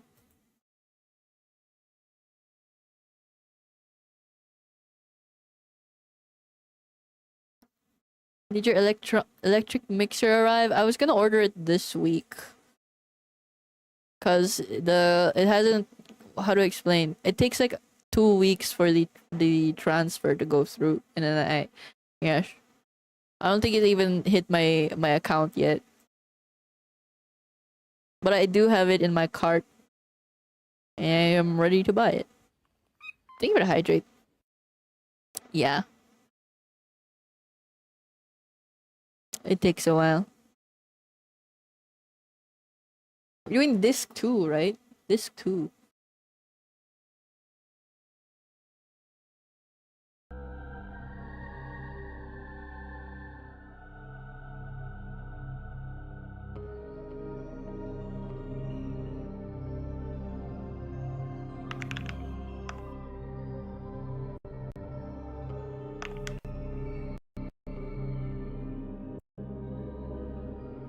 Alright, this is a boss fight. I'm curious what you use it for. Probably to make a cheesecake. Or a tiramisu. I will probably make a tiramisu. For the reading today. You're welcome. I'm glad you guys are having fun with it. I really would like to make a tiramisu. Because when I tried to make a tiramisu last time, I had to, like... I didn't have a hand mixer. So it didn't end up being correct. You know? Not the right texture.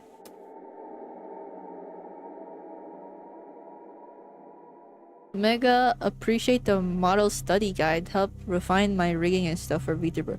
You're welcome! I'm glad it was helpful. I was a bit worried because I didn't even include like a how-to or anything.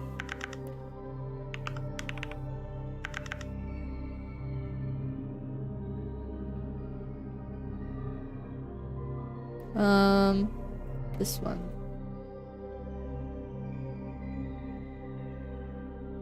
Just manually beat it. But you have to beat it for so long. She did? Can I... Wait, where do we... Let me see this. Skill issue? Dude, I was beating that egg for so long that my older brother was getting concerned. Because he was studying in the living room. You know?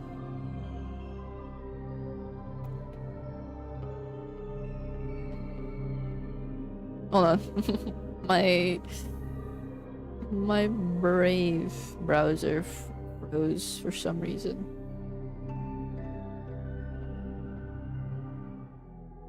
I just exit? Okay, never mind. I'll just look it up later. Make sure to hydrate. Thank you, Nyan.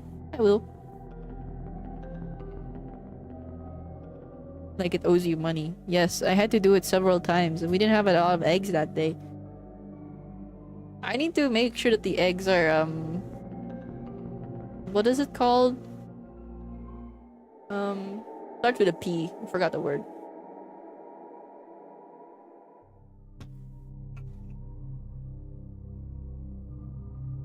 I'm horrible with your phrasing. What? Would you have phrased it better? I don't think so. I think my phrasing is pretty accurate.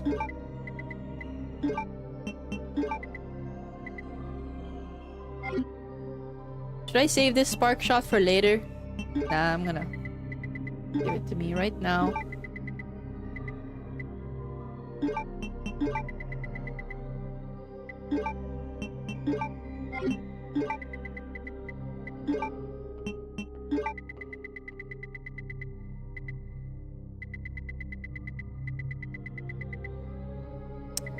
I'll bring 2 of these.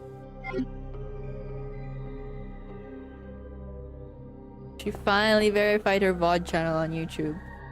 What do you mean verified her VOD channel? Hold on. I was looking for the VOD.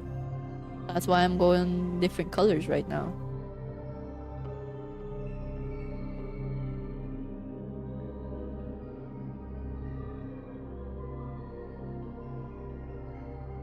I mean, her VOD channel's not listed on her Twitch.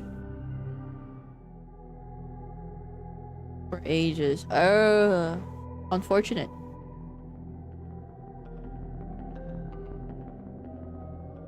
Thank you. Thank you, Static.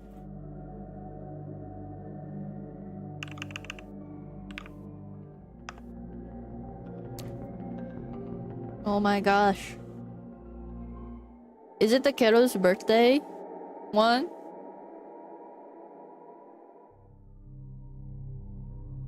Oh my gosh. Okay, I will check it out later. I can hear ayayars.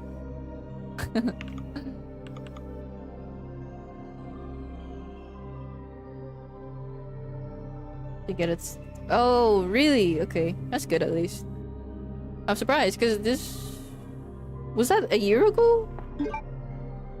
Isn't her birthday in July? We're both July babies.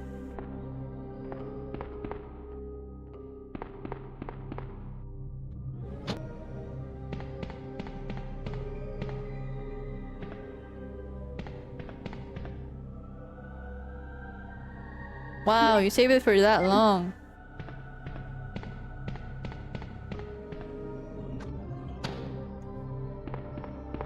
Why are you laughing at me?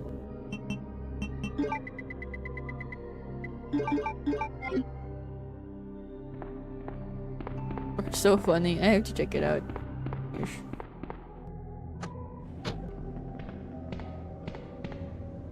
What the hell is going on here?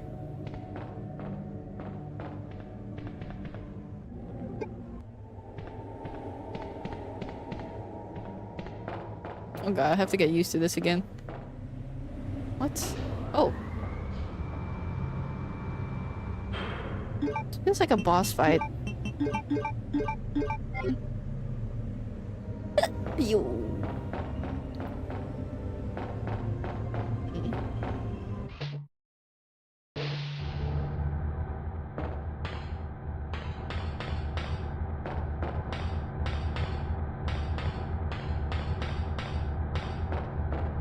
Here.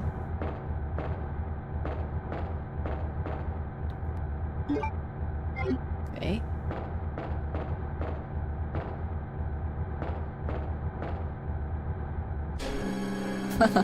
Wait, am I supposed to fight this guy? I thought he was about to bow at me and I was like, what the hell?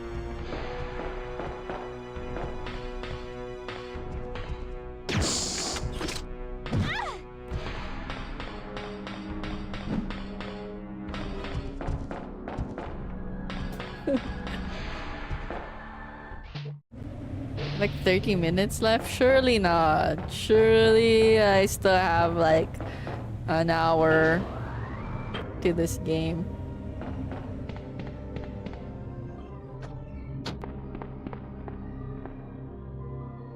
Okay, now you're coming with me? Where are we going?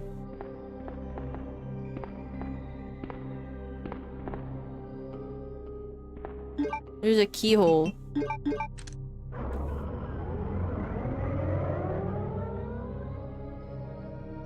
Okay, Sherry, let's go.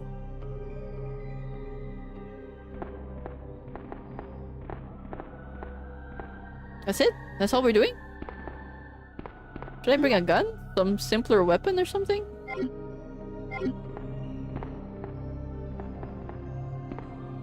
Okay.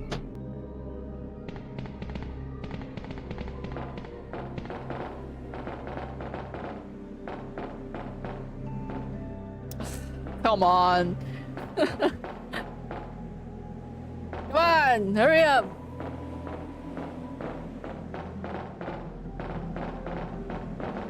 I don't know why she does that. Oh, she's so cute. Oh, little baby.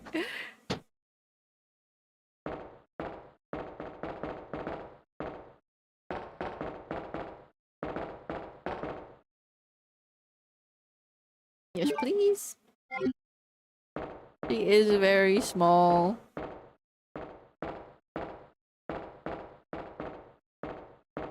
What are we doing? Oh, is it because I needed to press the button outside? That's it? Okay, stay in here. Please don't follow me. Please. Oh my god, okay.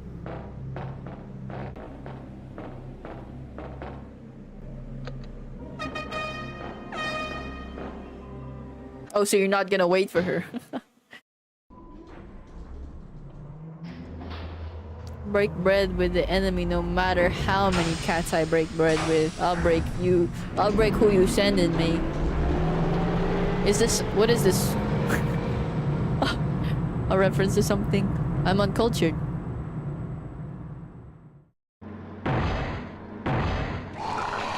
Ruh-roh. Claire? What was that?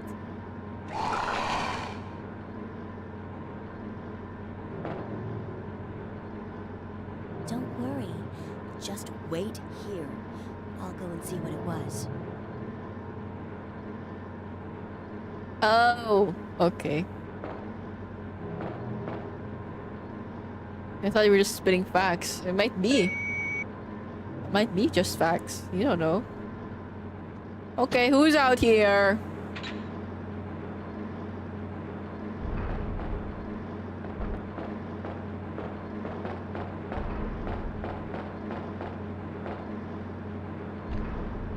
What? It's him again.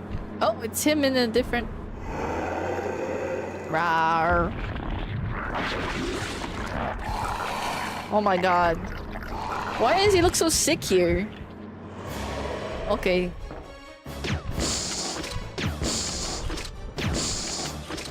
Oh shit!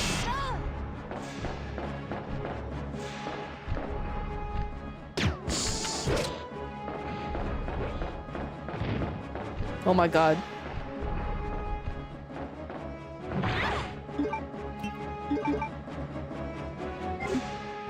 Wait, should I use a... whatever.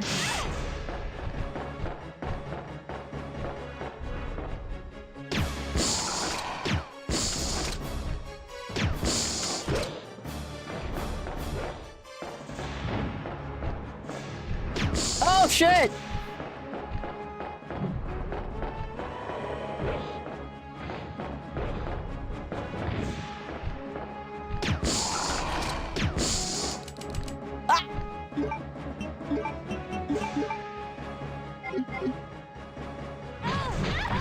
Whoa!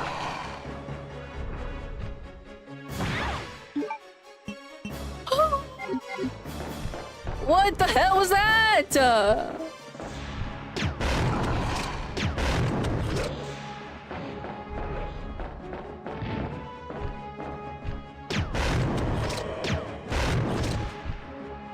And you just leave? Motherfucker. Piece of shit.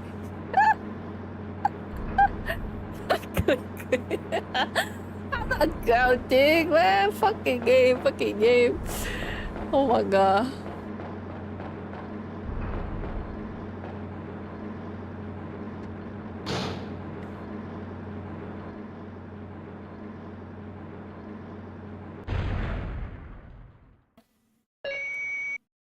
He's late for the Leon boss fight.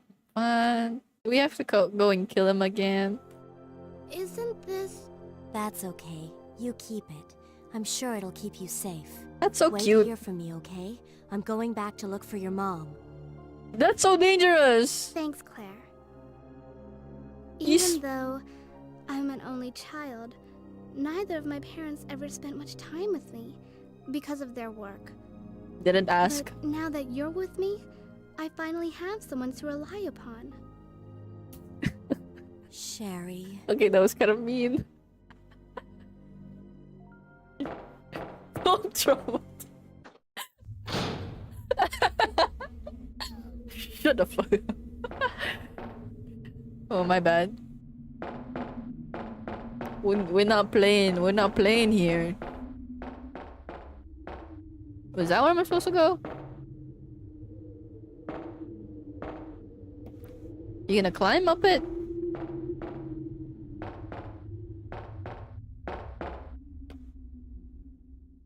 What the fuck? You're not friends. We are not friends.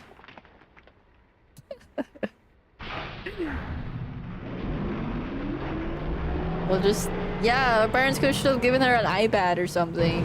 What the fuck? Oh, and you left her alone. By the way, you left her alone. What the fuck's gonna happen to her? Stupid. It's just going straight down. What the fuck?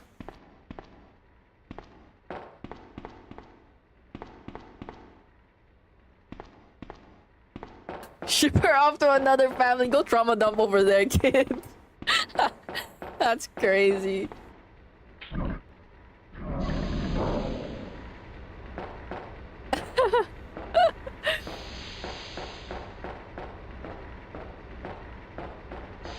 Item box. You're the state's problem now. Fucking Umbrella Corporation's problem now. Where's my gun? Okay, I didn't play this all weekend, so I'm kind of...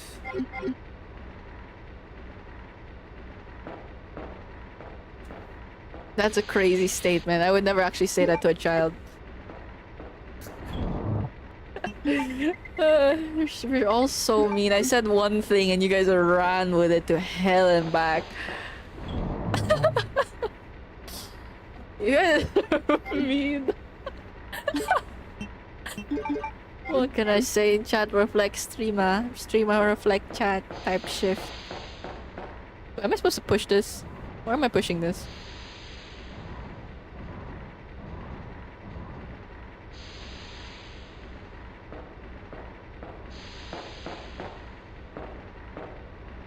Let's go to C first. If you weren't so needy. Damn!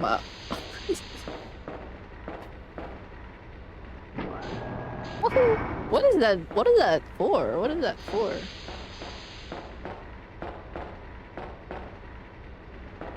Okay, we didn't save either. So I might die here if anything pops out at me.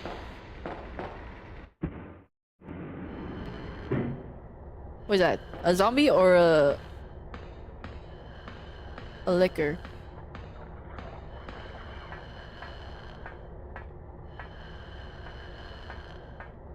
Where are you looking?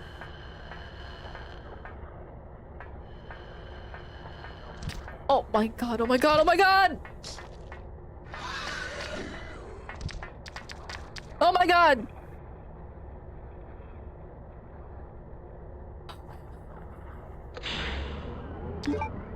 Ah, we're cooked!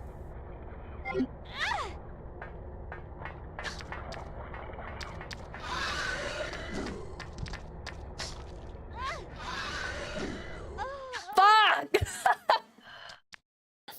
I didn't bother healing! Fuck! Fuck!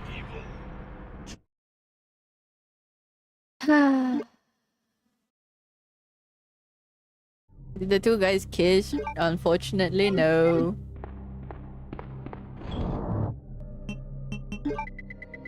Why am I so stubborn? I couldn't have saved either way. What are you talking about?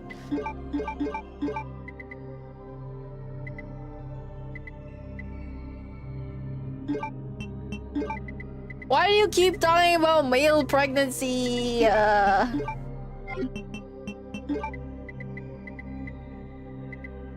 Somebody get this guy checked.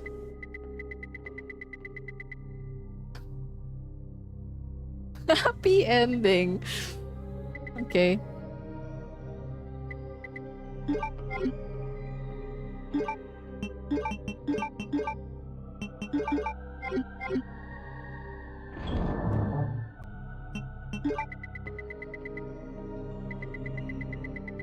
Let's grab this one too.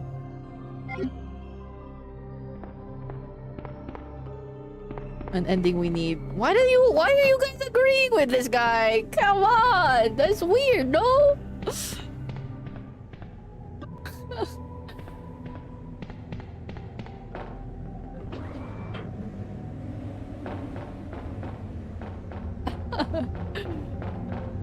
Agree with who? Hoodie? Hi, Kaz. The homosexual underground. It is very erotic in that way.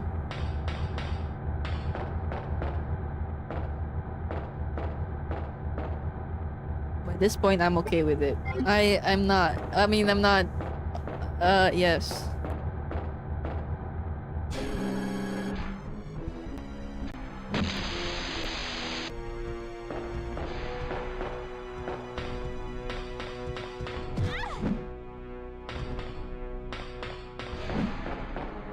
Good Duke, loser! Fuck you.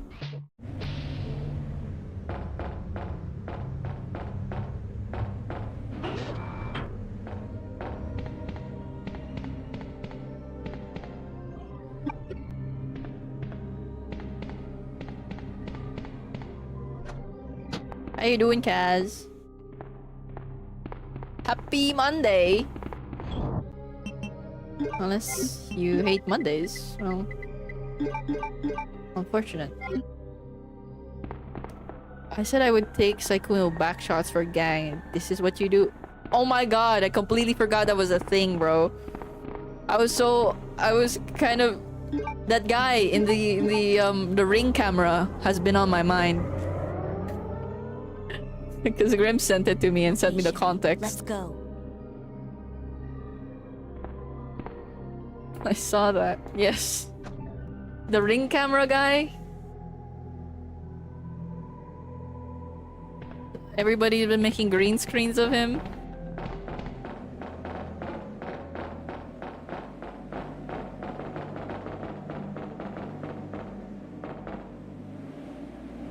In the office doing nothing. Ah, yes. Doing nothing on company hours. Perfect. Blah blah blah blah blah blah blah blah blah. Open the door guy? Yes, the guy with the glasses. Do you know what I'm talking about? Opening, opening, opening, opening, opening, opening.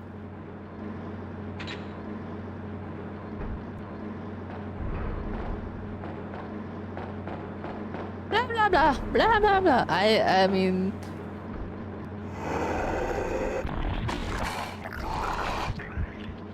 interesting.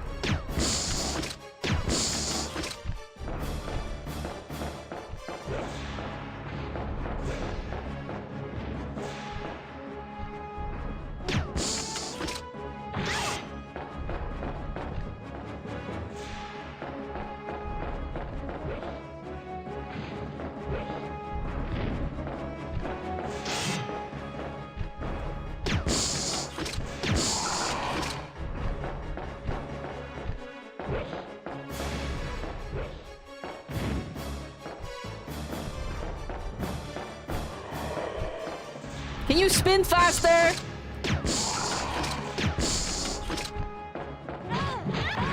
What the fuck?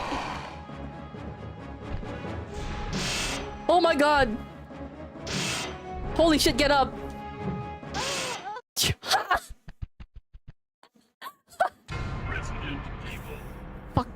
fucking my chungus, fucking chungus.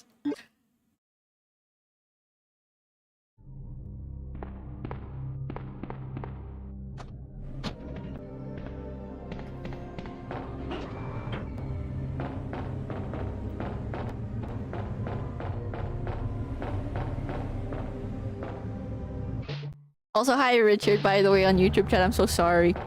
I'm very locked in on Twitch chat right now. But how are you? I don't remember any glasses, but you did say open the door or something. Yes. Oh wait. Okay, that gets triggered before I grab the key.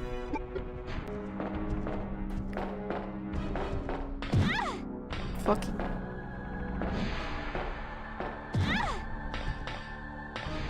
God damn it. I got hit twice there. With my bed. Good night up. Thank you for stopping by. I figured I'd come and see Ashma playing Ari. Yes. Yes. I'm struggling a bit right now though. I'm not gonna lie to you. Wait, there's... Oh, wasn't there here too?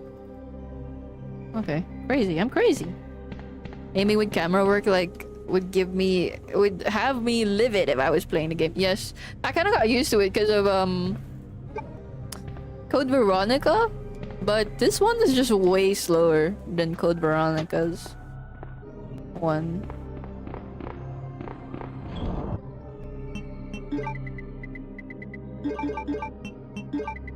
I'm fine, I'm gonna save. I'm gonna save.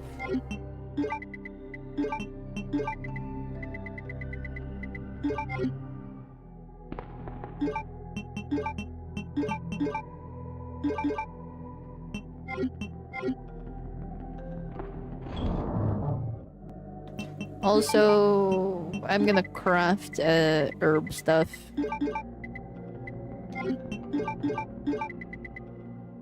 In a matter of 40 seconds, please. Yes. I agree with you that the aiming sucks, but I got used to it because of Code Veronica. But in this game, compared to Code Veronica, the aiming is just 10 times slower for some reason.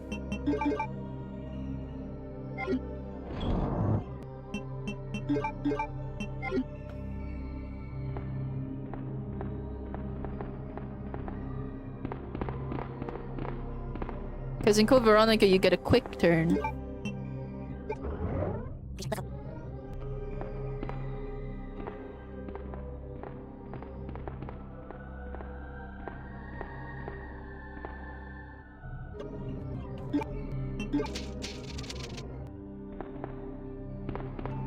ISW.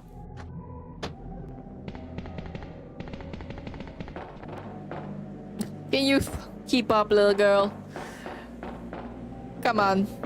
We don't have all day.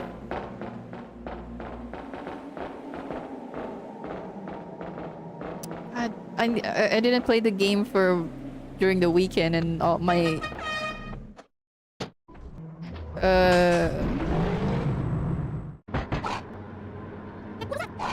yes, sentences difficult. Fucking hell, I'm not used to the controls anymore is what I'm trying to say. Yeah.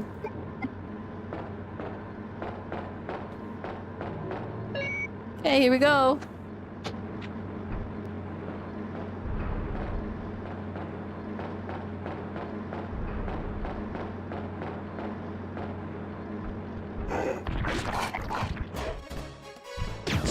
Fuck.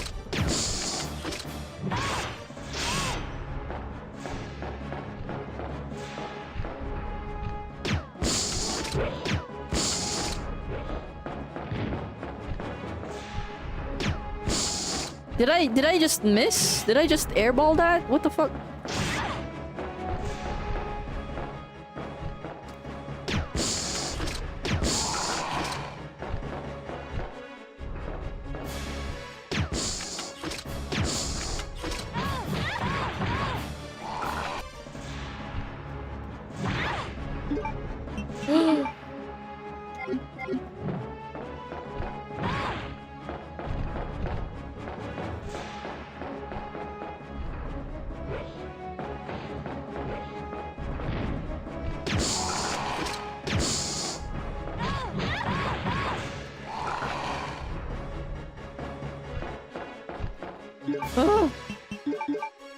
No, no, no, no, no.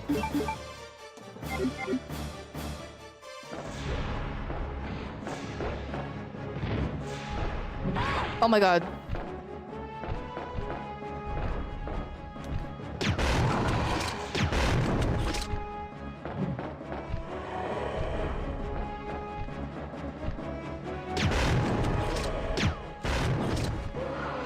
Motherfucker.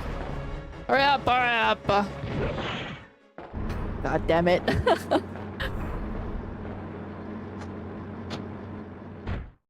Okay, okay.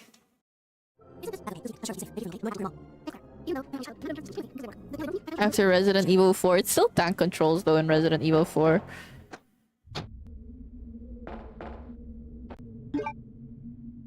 At least in the original, I'm gonna use that. Why are you throwing bricks at me? Can you like throw the brick at yourself? Stick it! Hi, Psych. It's always good to see you. It's third person. Yes, it is. Alright, let's fucking equip the stun gun or whatever the fuck it was. Because I don't have any more acid rounds to kill those guys.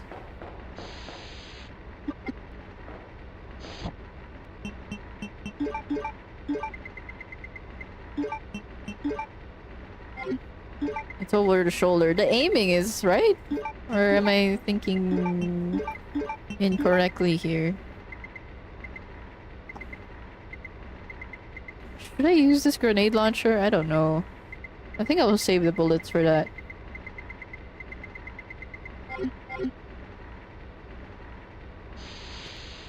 Alright, equip that and see how it is.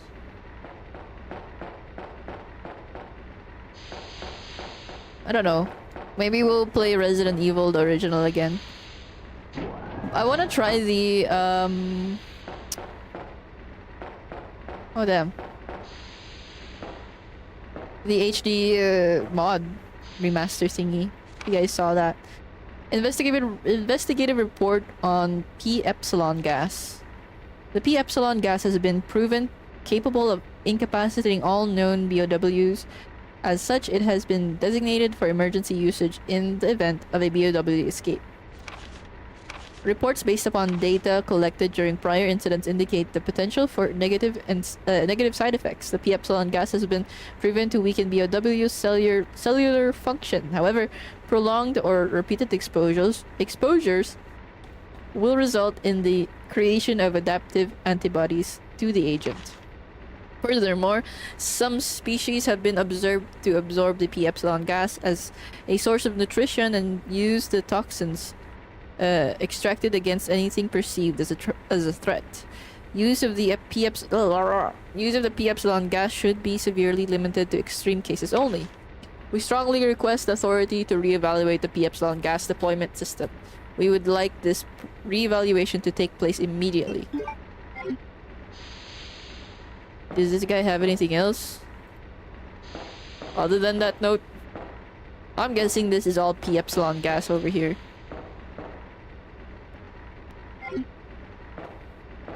Oh shit, save! Oh my god!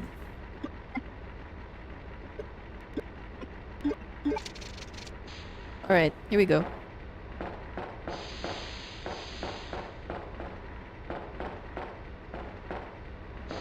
For real this time, I guess.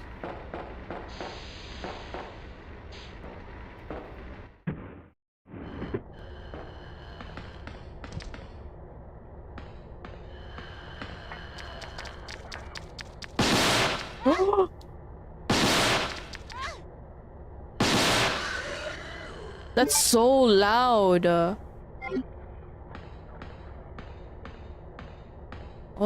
Oh my god.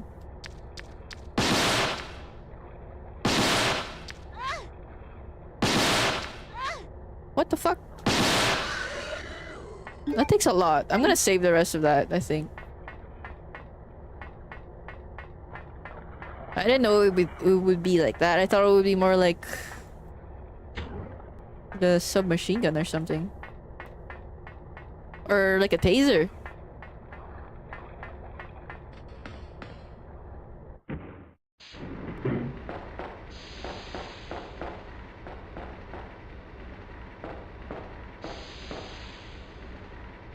Click it? Click it?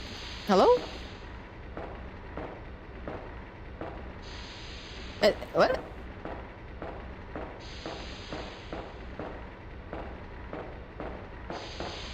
Oh, hold on. Why is it not working?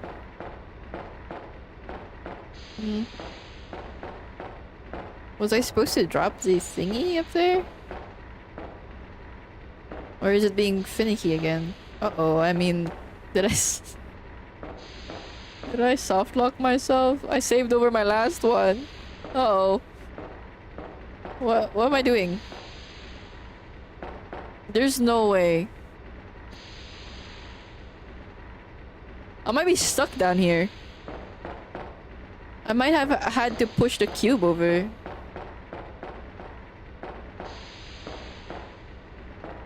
Okay, oh my fucking god. Why is it so finicky? Oh my gosh.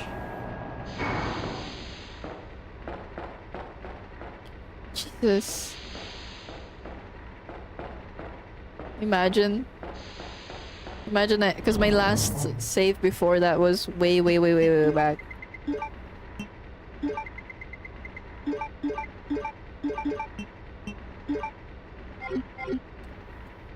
I hammer my stovetop to recreate that noise. Don't hammer your stovetop.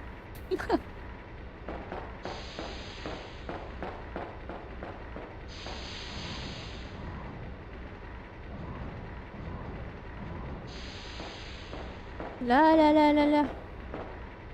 Well, if we finish this game early today, surely I can finish the rig also today, right? I haven't shown you guys any of the progress since last week. I only have one toggle left to do.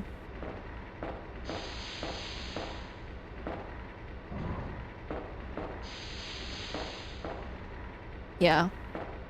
Yes. Can I not push this here?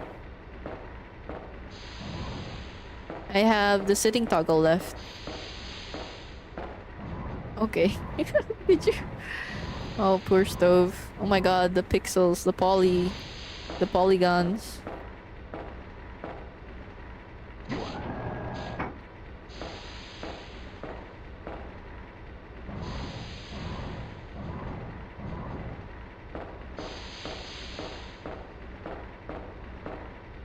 One more?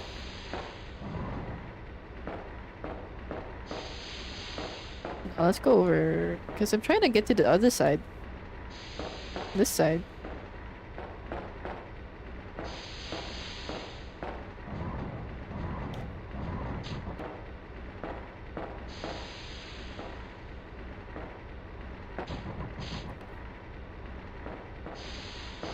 Oh, camera changes.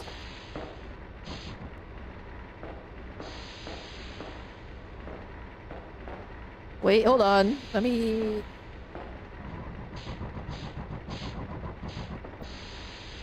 There we go.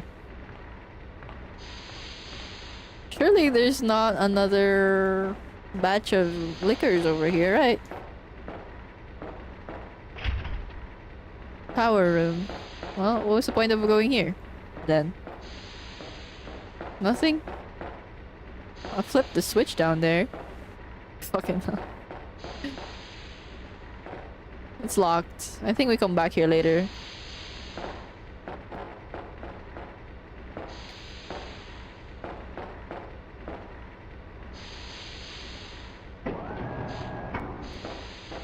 Surely, no liquors. No liquors.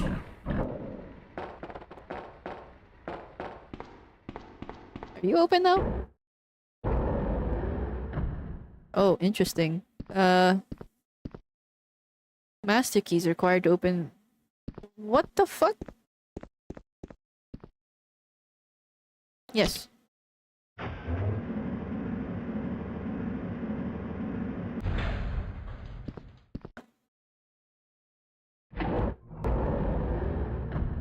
Oh my god, that scared me.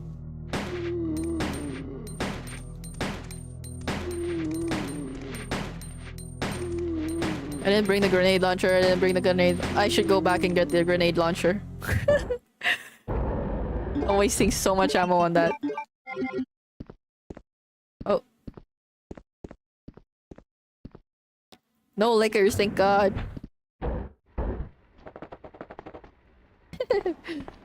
uh.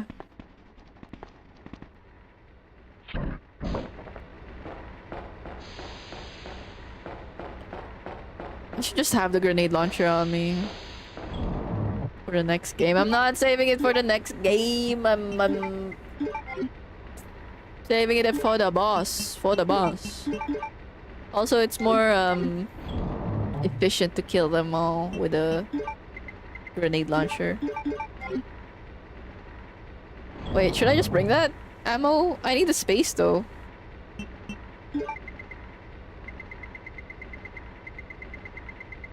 Yeah, I'll just bring it.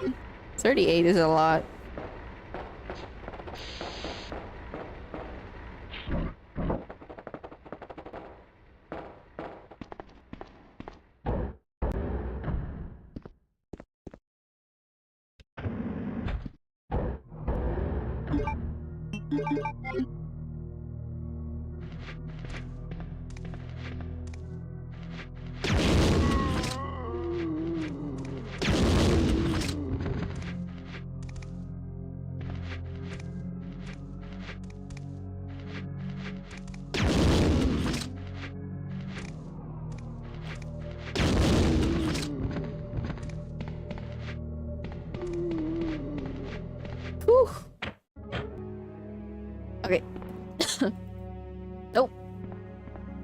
Is that another no no no no. Cube? Cube?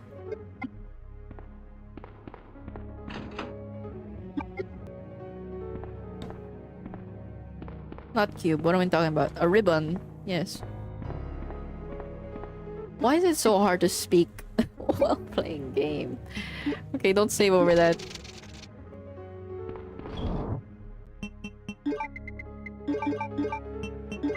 No.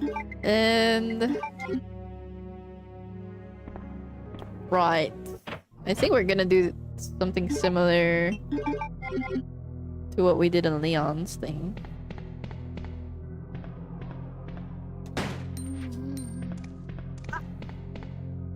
Oh my god. Forget words. You guys understand what I'm trying to say anyways, right? I don't need to finish my sentences. Are you dead for real? Nope. Damn. Alright, well, okay, no, this is where Leon came from. Wait, is she in here?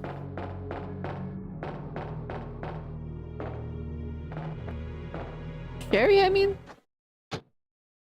Sherry? Where the fuck? Where is she? I don't know. Uh-oh.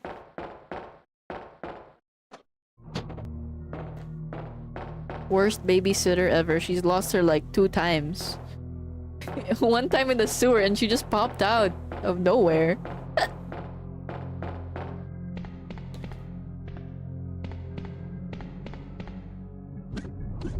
To another family. I didn't mean it. I'm actually very fond of Sherry. I don't want her to go to another family.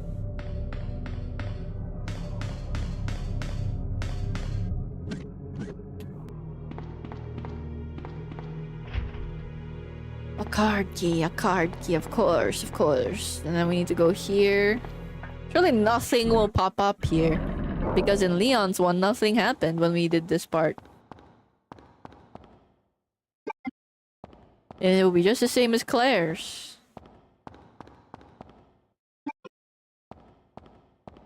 I'm not trying to jinx anything or anything. I just really hope nothing happens.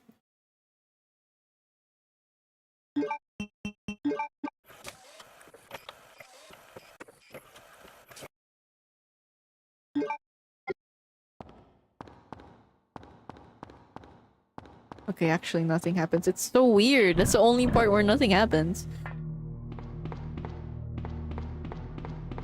Very weird. Alright.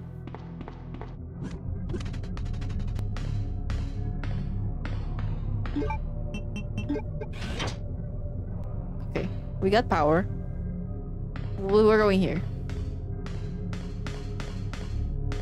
Because I think this is where the card was. Also, don't open that. We don't need to open that yet. But that's where all the... the guys... The guys! Fuck.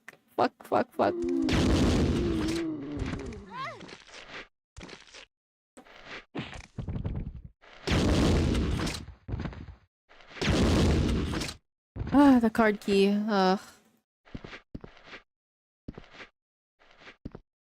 Pick it up!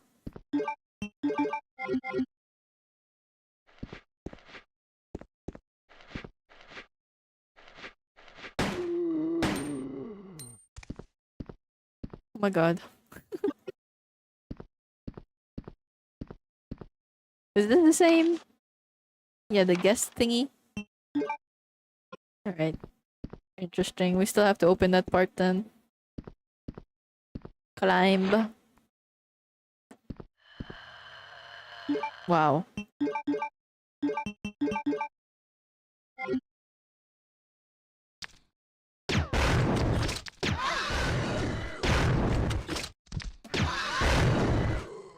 Are you even?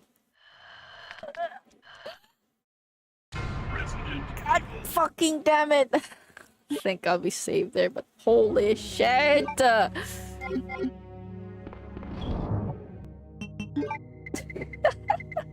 She's not aiming. I swear to you, she's not aiming at him.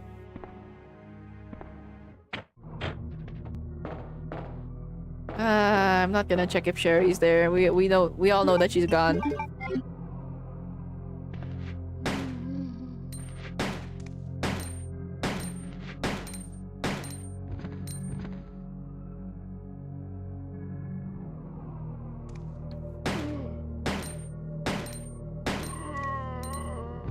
Goodbye. What's that? 13 bullets still? 10 bullets.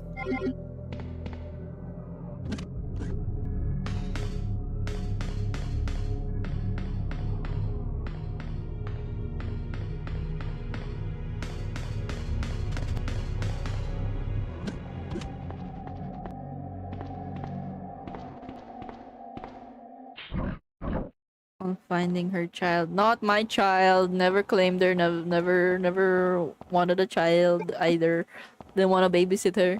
Well, I think they kind of get rid of her. So that you don't have to do an escort mission or something. Right? I don't know, because they did that also in the sewer area. She just popped out. She just... Yeah, when we had to go already.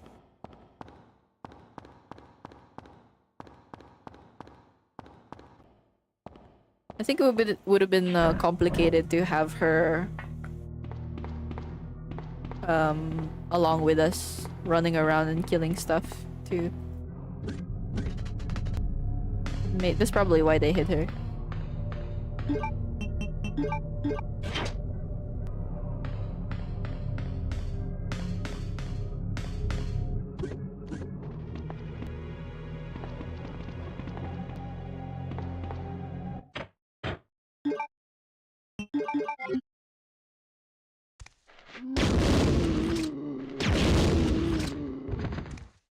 Only 2 bullets this time. Okay, maybe the retry was worth it.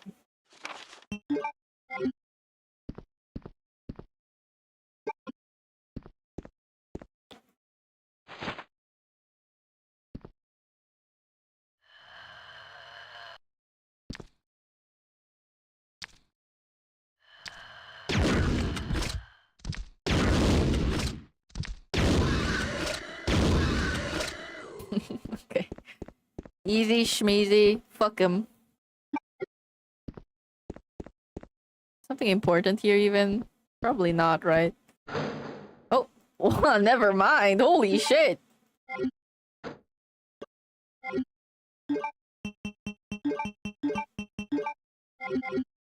Okay. Interesting.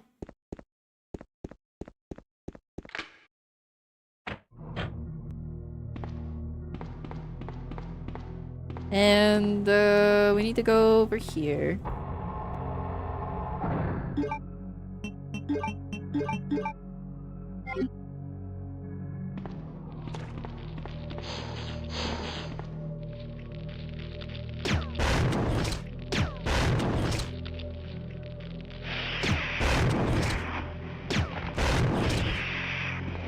Are they dead? Well, I hope they stay there. They don't really stay. They didn't stay dead earlier. Oh.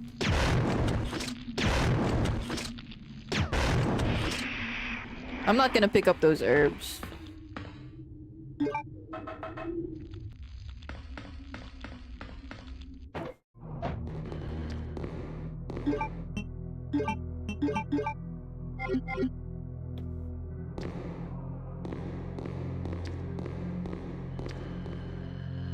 Fucking no. Okay, okay.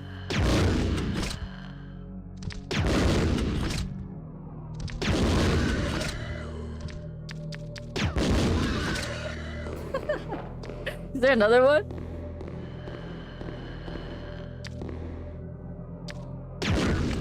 There's so many herbs. Alright. A giant plant in this building. Because it is a bioweapon that they're... Yeah. Don't you find it cool that instead of just plain old zombies that they also experiment on plants and stuff?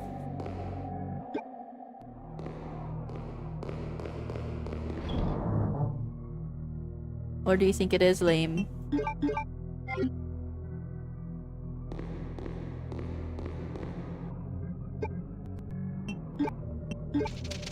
I think it's cool. I think the moth thing is cool too. I honestly didn't know that how what often the callback is to moths. Callback is a wrong word for it.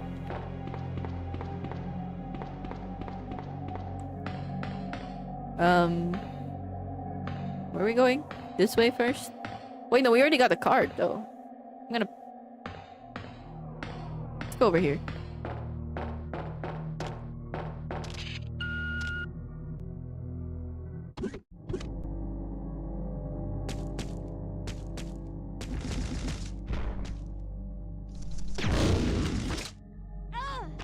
I should kill this moth.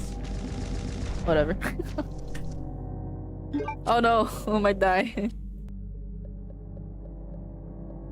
Testing on every type of organism. I agree. That's why I'm excited to play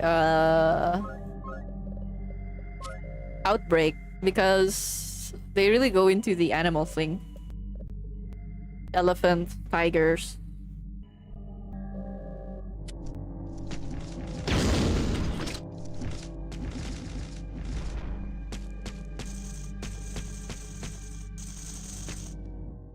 There are elephants? There's an elephant, yes.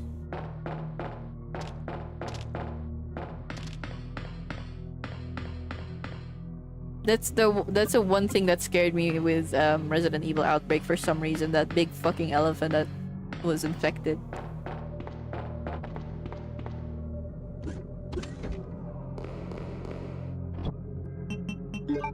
I'll combine a couple herbs.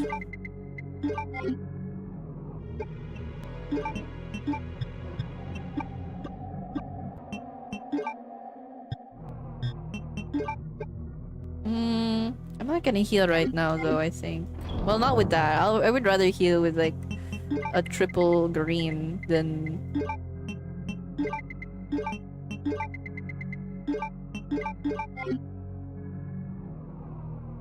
It would probably be terrifying. Yes! I'm excited to see it again after however many years it's been. Because I'm not sure if I watched my dad play it or if I watched like a YouTube video on it when I was a kid. But it has to be my dad because we didn't have internet when I was a kid.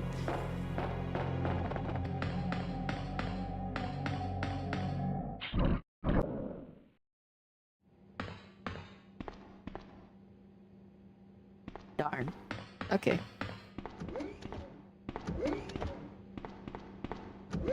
Oh my god!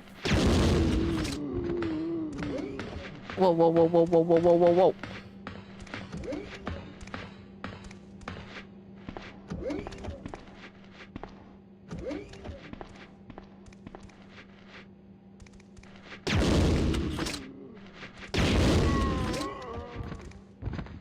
After 3? Probably. Maybe after Silent Hill, actually.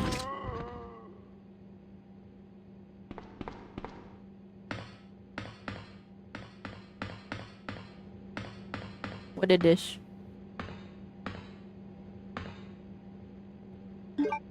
Room key. Power room key! Oh, okay, okay, okay. We're going back there?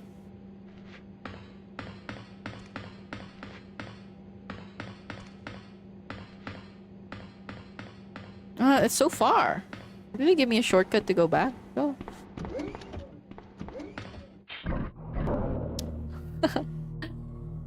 Funny word, funny word. It's a room where people pee. Ha ha ha ha.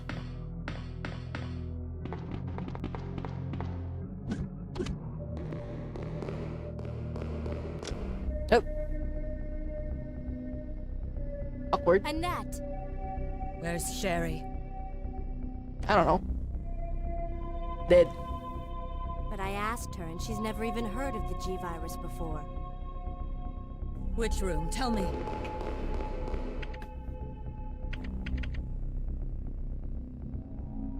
Sherry! Oh! Oh shit! No! Annette! The sample's inside the pendant Sherry's wearing. He's so cooked, bro. There's no fucking way.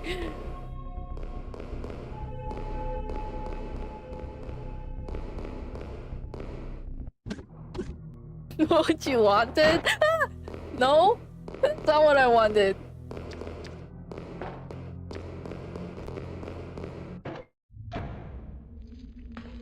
Who said that was what I wanted? Is Oshi? Oh my gosh. He's just a stalker fan. They're still alive. I'm old, or I'm late. That's usual, 4 hours in. Wait, what? The reading stream took so long then, the reading part. Because we literally just started this game. Okay, what is this? I didn't do this in Leon's section. Staff only? Type P?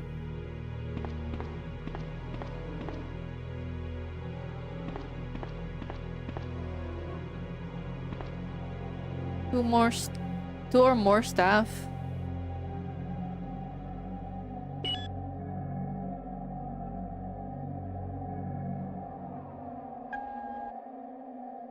Wait, how do I do this? Okay, interesting.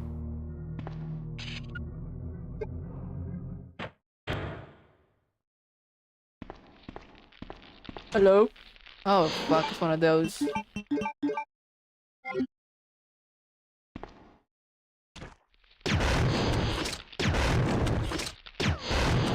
Keep missing, buddy.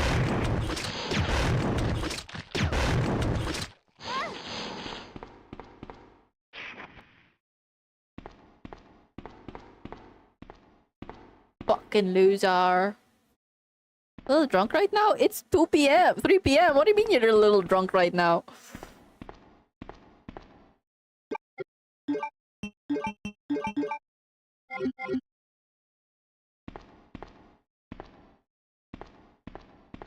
Okay, why am I here? No reason. We're going back to the P room. Booze and cruise? I don't... What? I'm not judging. I'm just asking. What a Chad. It's fun policing. What the hell? I'm just asking why. Just a little sad right now. I'm sorry to hear that. What are you drinking? What's on the menu?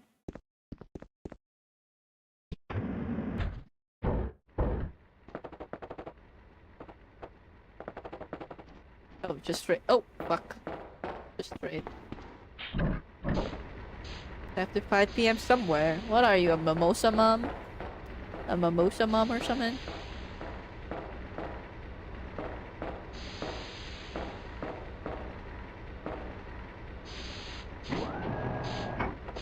I'm not judging. Not judging at all. I'm just asking. I was just wondering.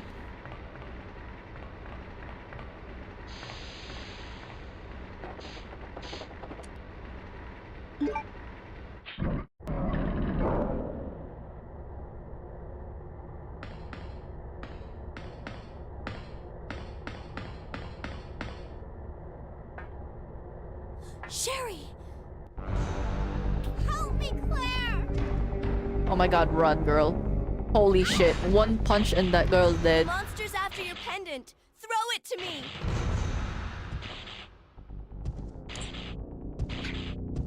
me! She has an arm, dude. That's crazy. Now run, Sherry! What am I gonna do? As for you, come and get it! I've got what you want. Come on! I kinda like her voice actor. This is what you're looking for, right?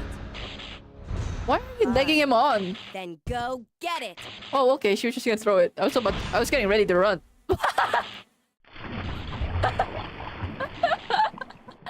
Sucker. You know, you're so funny. Self-destruct sequence has been activated. Oh shit, here we go. The self-destruct sequence has activated. The sequence may not be aborted. Is he an idiot? All Yes, he employees is. proceed to the emergency car at the bottom platform. What the hell? Uh-oh.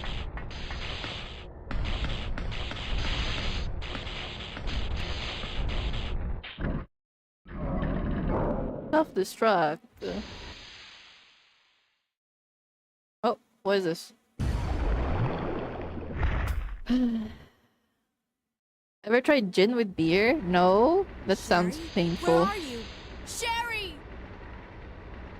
She does in fact have an arm. In fact, I think she has Where two. is she? I mean, you know what I mean.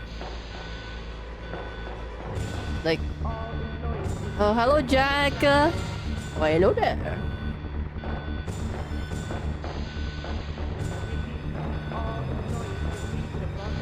Oh my god, I'm gonna die because I can't get this fucking gimmicky ass. I didn't save, I didn't save, I didn't save, I didn't save. I'm gonna save. I don't have a thing. Fuck, fuck, fuck, fuck.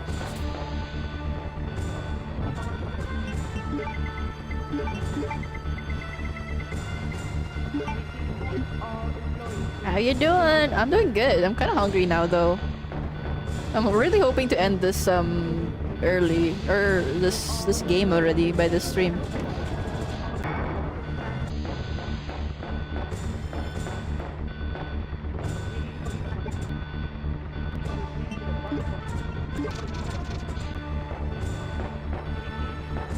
$5 months. Yes, I remember when you followed.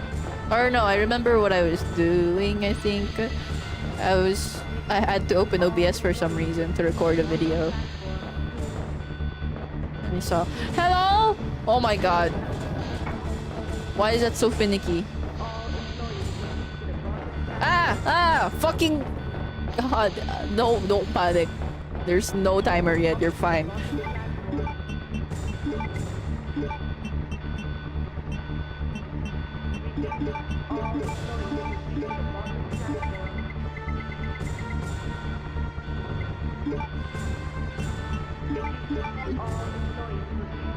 Okay, here we go.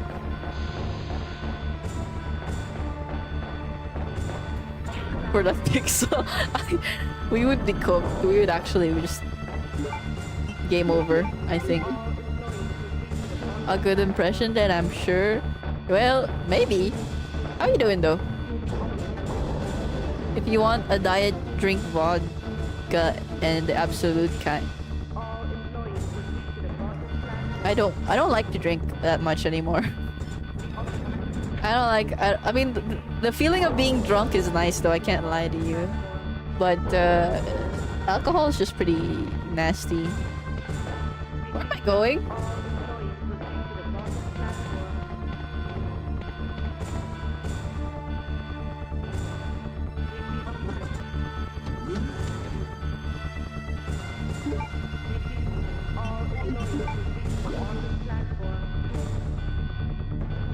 Oh right, we're yes, I remember.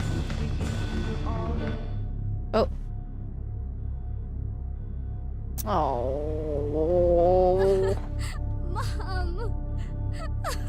Mom! Sherry, you have to escape. I know I've been a terrible mother, but I still love you. Forgive me. Only on occasion. Fine. I'm not judging you, like I said. She is, right? Sherry, we have to go now.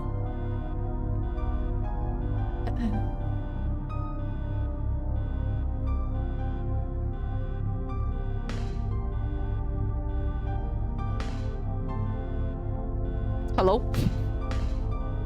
God, it's so finicky, but well. Master key? Alright, let's go.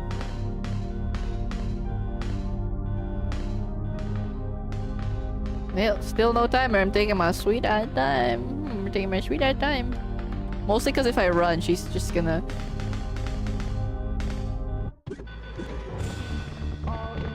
disappear.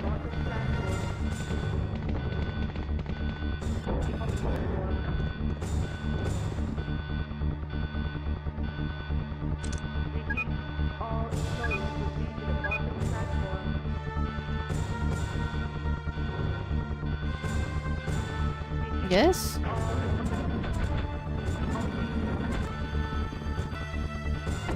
Hi, Taro! Yes, I am. I mean, we're almost done with the game.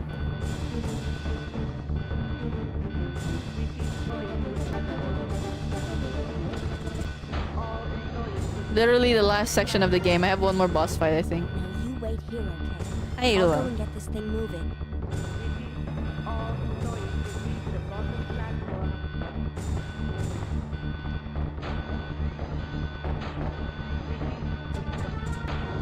Where am I exactly? Oh, okay.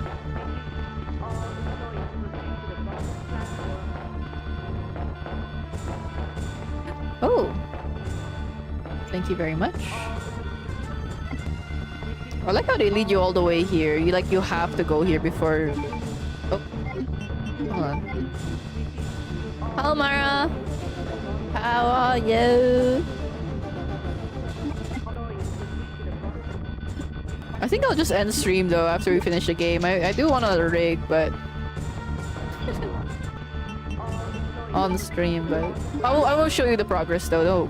Don't you worry your little head about it. One more healing item. One more healing item. I'm paranoid.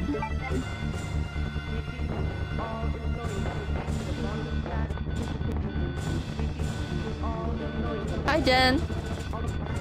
Imagine if there was a mode where there are only 2 zombies or enemies hurting you, then it can be Resident Evil 2. Silly. You're very silly. How was the game? Pretty good so far. I've been really enjoying playing these old Resident Evil games.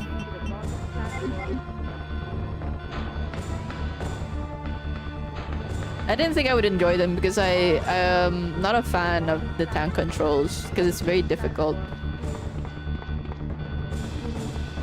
But so far it's not been horrible.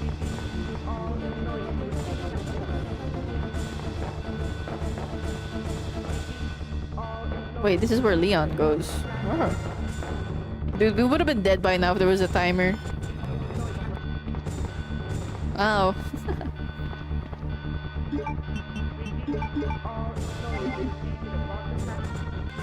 What? Where am I supposed to get the power from? Oh.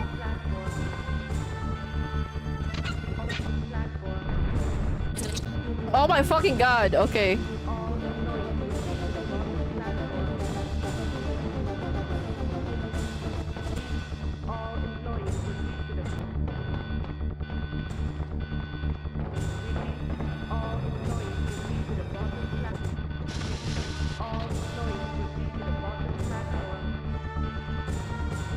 Uh-oh. What, am I supposed to take both of them? Oh shit.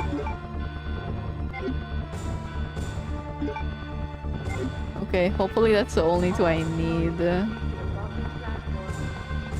For what? Where am I taking this? No, I go down! Uh-oh.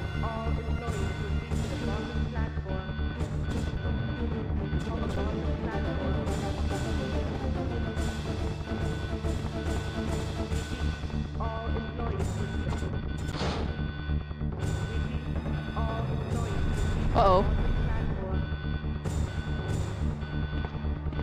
Hold on, everybody. I have to lock in.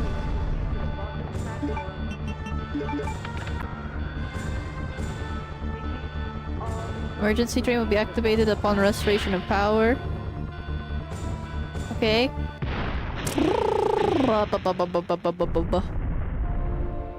Look at his legs. Why are they skin tone?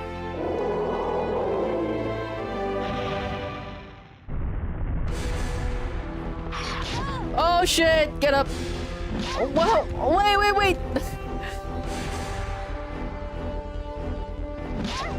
Oh my god, bro, calm down.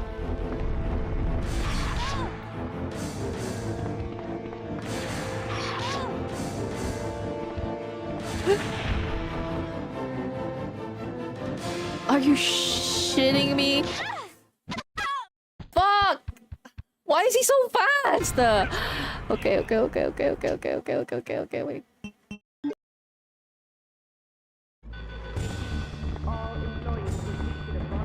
Hold on, we need a couple spaces pala.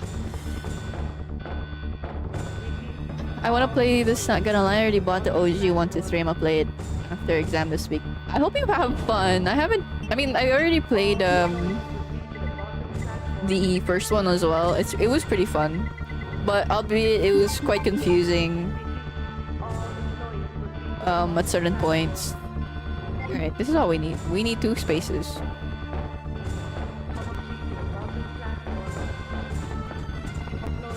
This is gonna be like that soft lock fight from earlier. Oh wait, no, not here.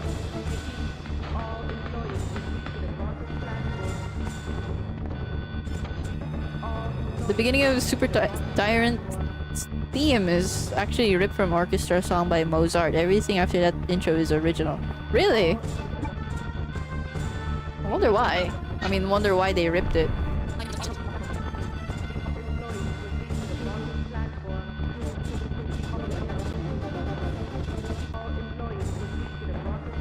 So this is a time thing, I have to just wait it out.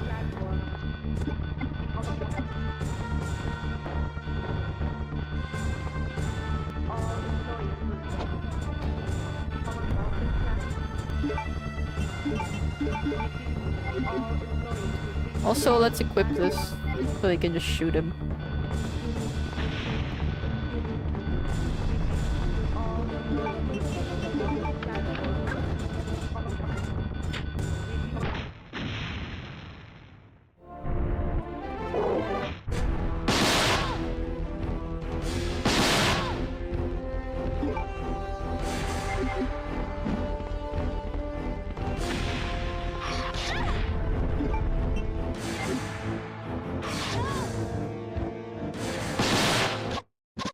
Are you shitting me?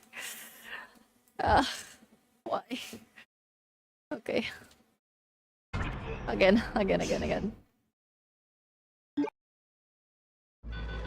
Yes, he does not give a fuck. That's so frustrating.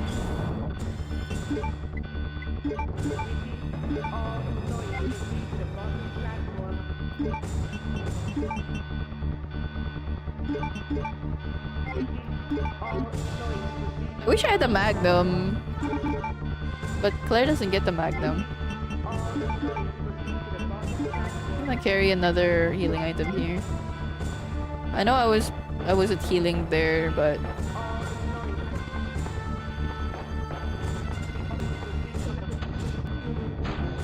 how original is the dub? Really? I think I've been finding the dub for this game to be pretty funny and like charming in a way, like how people find Silent Hill to be charming. For this boss, I didn't bother saving it. I was like, the acid rounds are good for the liquor, so I kind of just used it there.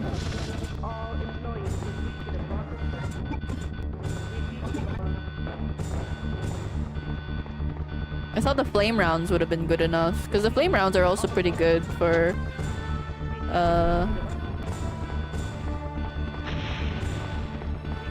the earlier fight. Was it? Oh no, I used up all my acid rounds, or on the train fight from earlier, going down here.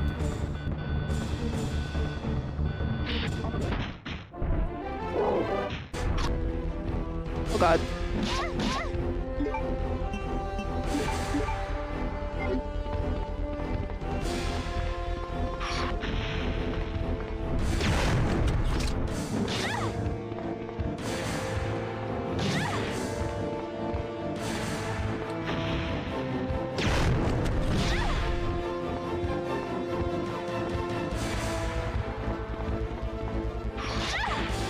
Why is it so hard to avoid?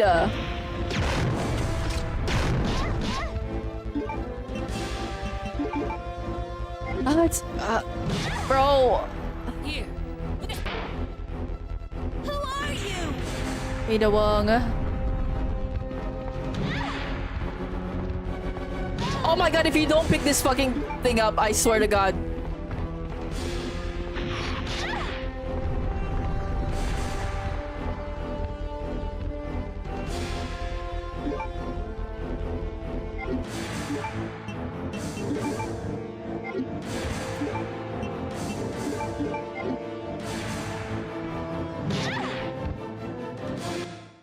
You lose, big guy.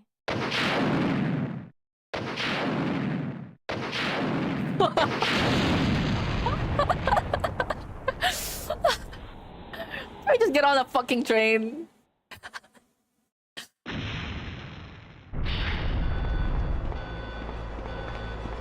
You lose, big guy? Bro thinks she's him.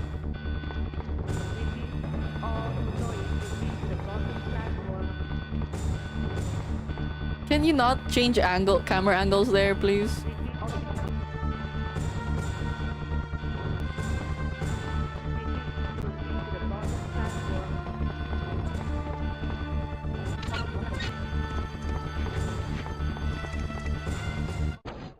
Wait, I'm fucking.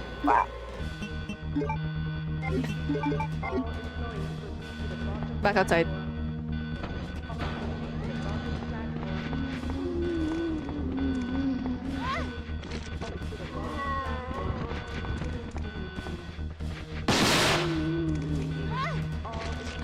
Are you fucking kidding me? Oh my god. I can't see!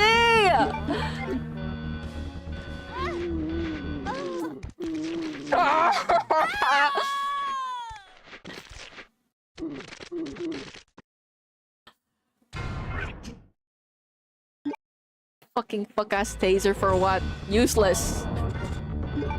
Get out of my inventory.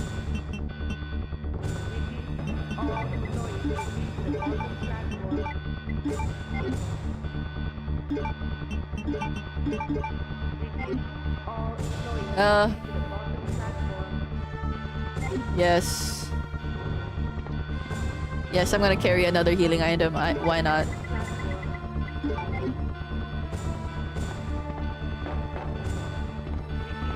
We were there. We were already there. Unfortunate. It's fine. I guess we just have to wait for Ada Wong.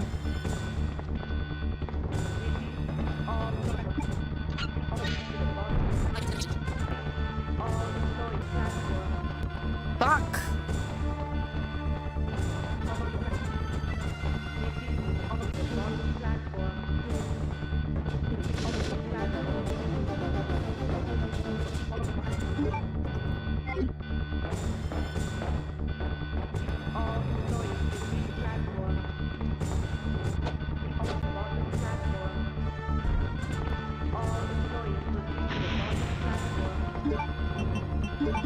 No, why are you checking it? Good night, Bona!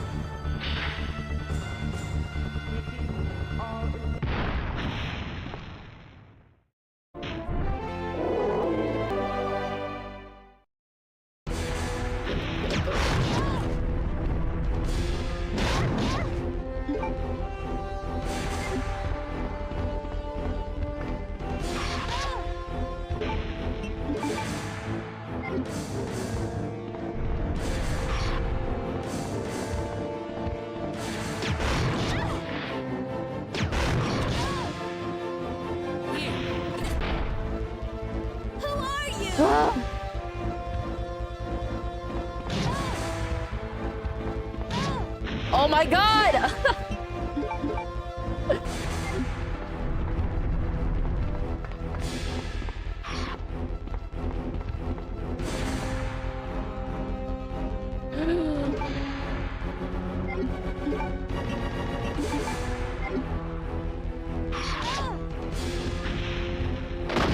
What is going? Why did you aim there? I'm fucking... Oh my god, Claire. You're pissing me off. I couldn't see.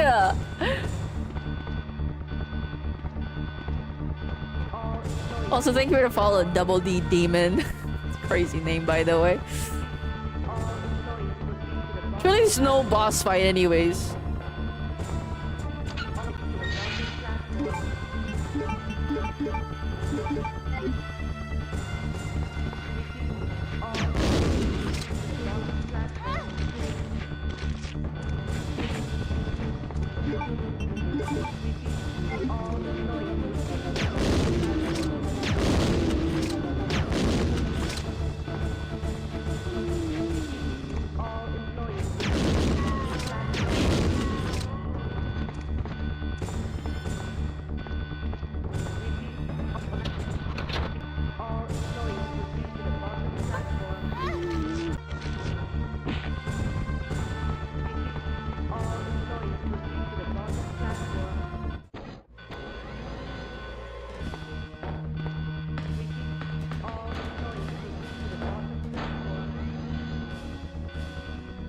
Ah!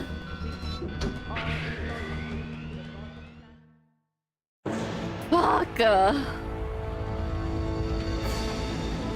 Imagine if there was only one bullet on that rocket launcher. I would have soft blocked myself. I'm not soft blocked even. I'm crazy. Think this is on fire? No. We are done. We are done.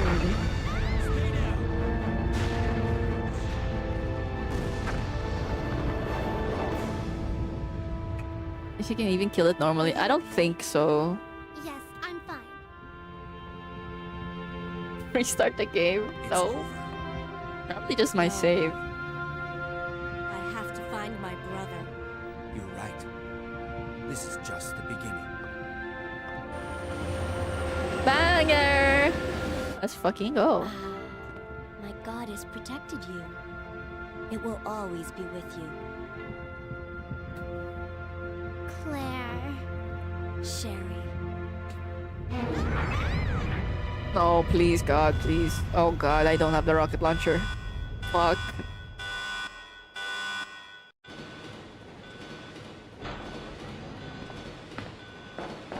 What was that? You have the Magnum, Leon. Please.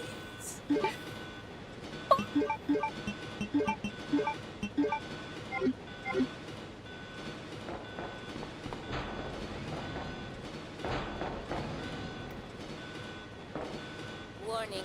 Biohazardous outbreak imminent. The emergency system has been activated. This train will detonate. Repeat, this train will detonate.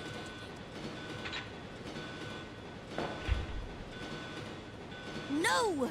What's wrong with this thing? Thank you, Richard. The door won't open. Okay, but this door opens.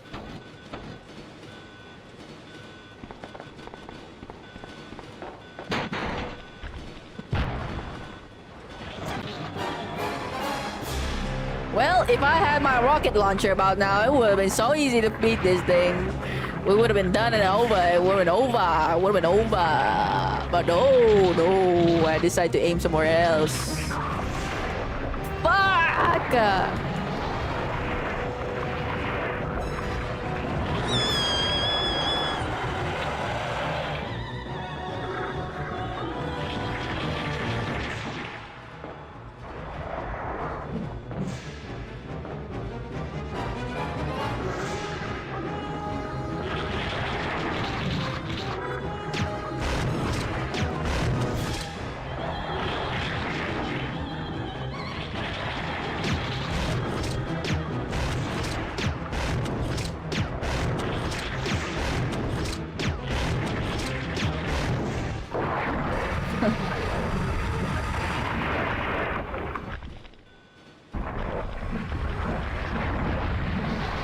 Ew.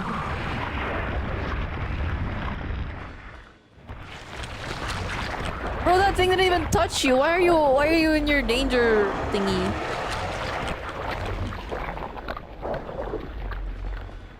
Insane reload speed. In Cold Verona, I think she takes a million years.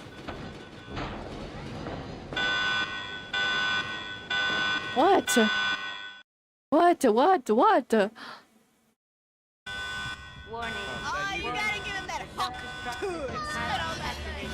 Hi Tia, how you doing? What? Leon, stop the train! I can't. The door to the control room is locked. Another model update? Just my hair. Nothing crazy. It's been a while since I had this hair. Since February, Sherry, actually. Get back!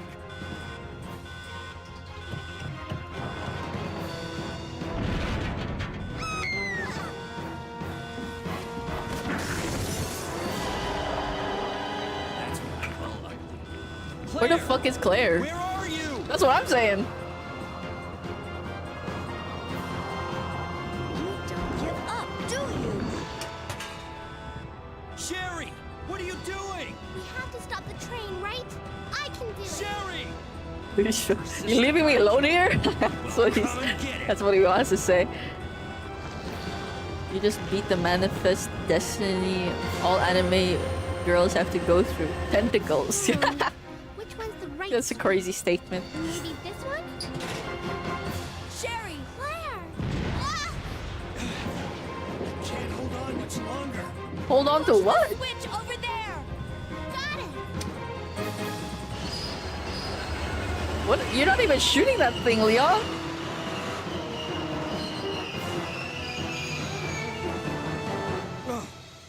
Finally. Are you okay, Sherry? I'm okay. Where's Leon? Leon? Leon! Right here. Leon! You're both safe. Gang? Fine. We've got to get out of here. Move it. Go!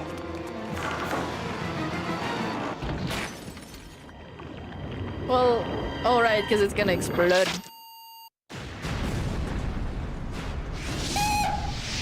Did I jump scare you? Yeah, I bet I did. Hey, don't be pressing some random shit. She actually... That was a close. Imagine she pressed the That was button to pretty like impressive back there, blow them up immediately. It was nothing. I saw someone do that on TV once. What the fuck are you talking about? We've got to move out. Now what's the problem? Is something following us? Hey, we still have a job to do. Let's go. Go? Oh, you can't mean. Chris, I have to find you. A boofing joke? You're... There's something wrong with you, I think.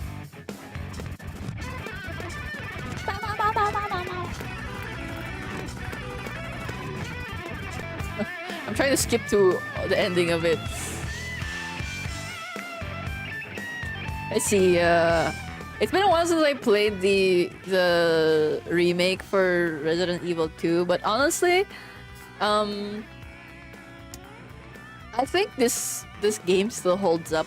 I mean, it's not as atrocious as Code Veronica, albeit Code Veronica was still fun, I mean, but some areas were fucking miserable because there's a million zombies as soon as you open the door, you know? Why Claire kinda hot? She's 19 in this one. And I think... I don't know, I kinda prefer her original outfit than in the remake. I'm not gonna lie to you. Dino Crisis next? What is Dino Crisis? Wasn't play tested. Yes, exactly. That's why Code Veronica was so miserable. But I still think Code Veronica was fun, and this is quite fun as well, especially coming from Code Veronica, and the levels in this game are actually doable. You know, isn't as cool as this one. It's very like modern, right? But there is a skin, I guess, for that you can get for Claire for the original, because I think if you buy the DLC or the deluxe version of Resident Evil 2 Remake, you can get their old outfits.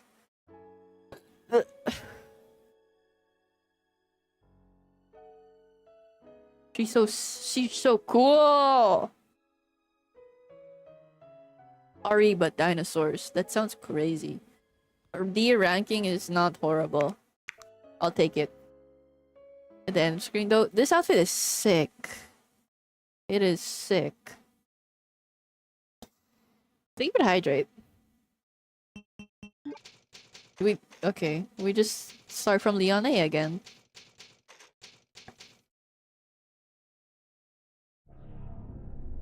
which I don't want to do. Wait, what happened?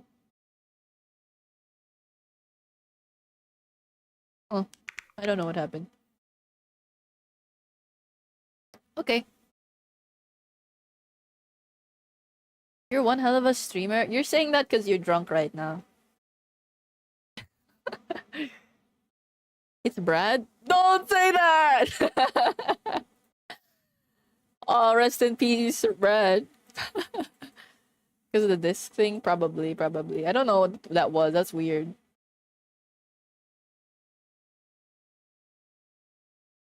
You know me too well. Of course I do. Of course. Now I kind of want them to remake Dino Crisis. Let me actually look this up. I don't know what you guys are talking about.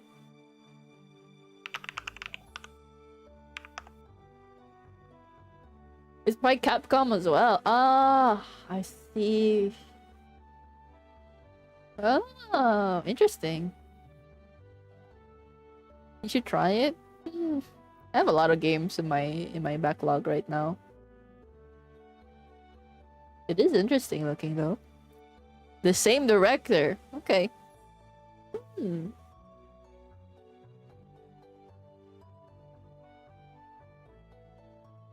It's on Steam, the first one. 50 off right now. We will see. Thank you for the suggestion. Yep, this is the end. Yes, I'm gonna hop off now. Hop off your back. And let you guys enjoy the rest of your evening. The last of your weekend. Except for us people on the other side of the world. It's already Monday for us. Let's see who's live. Good luck rigging. Thank you. Thank you guys for hanging out. Aya is live. Let's go raid Aya. What next stream tomorrow? Tomorrow, same time as always. Stream was amazing. Thank you, Jen. Always nice to see you here. Have a good one. Have a good rest of your day, everybody. Resident Evil has been so fun. I'm so happy to play all the old games.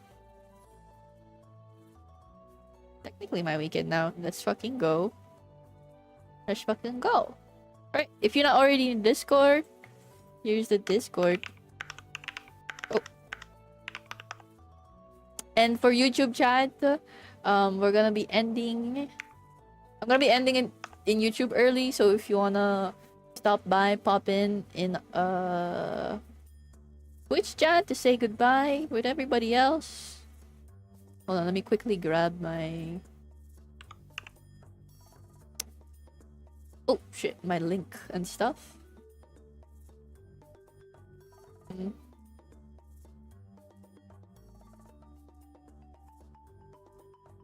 So you can pop in.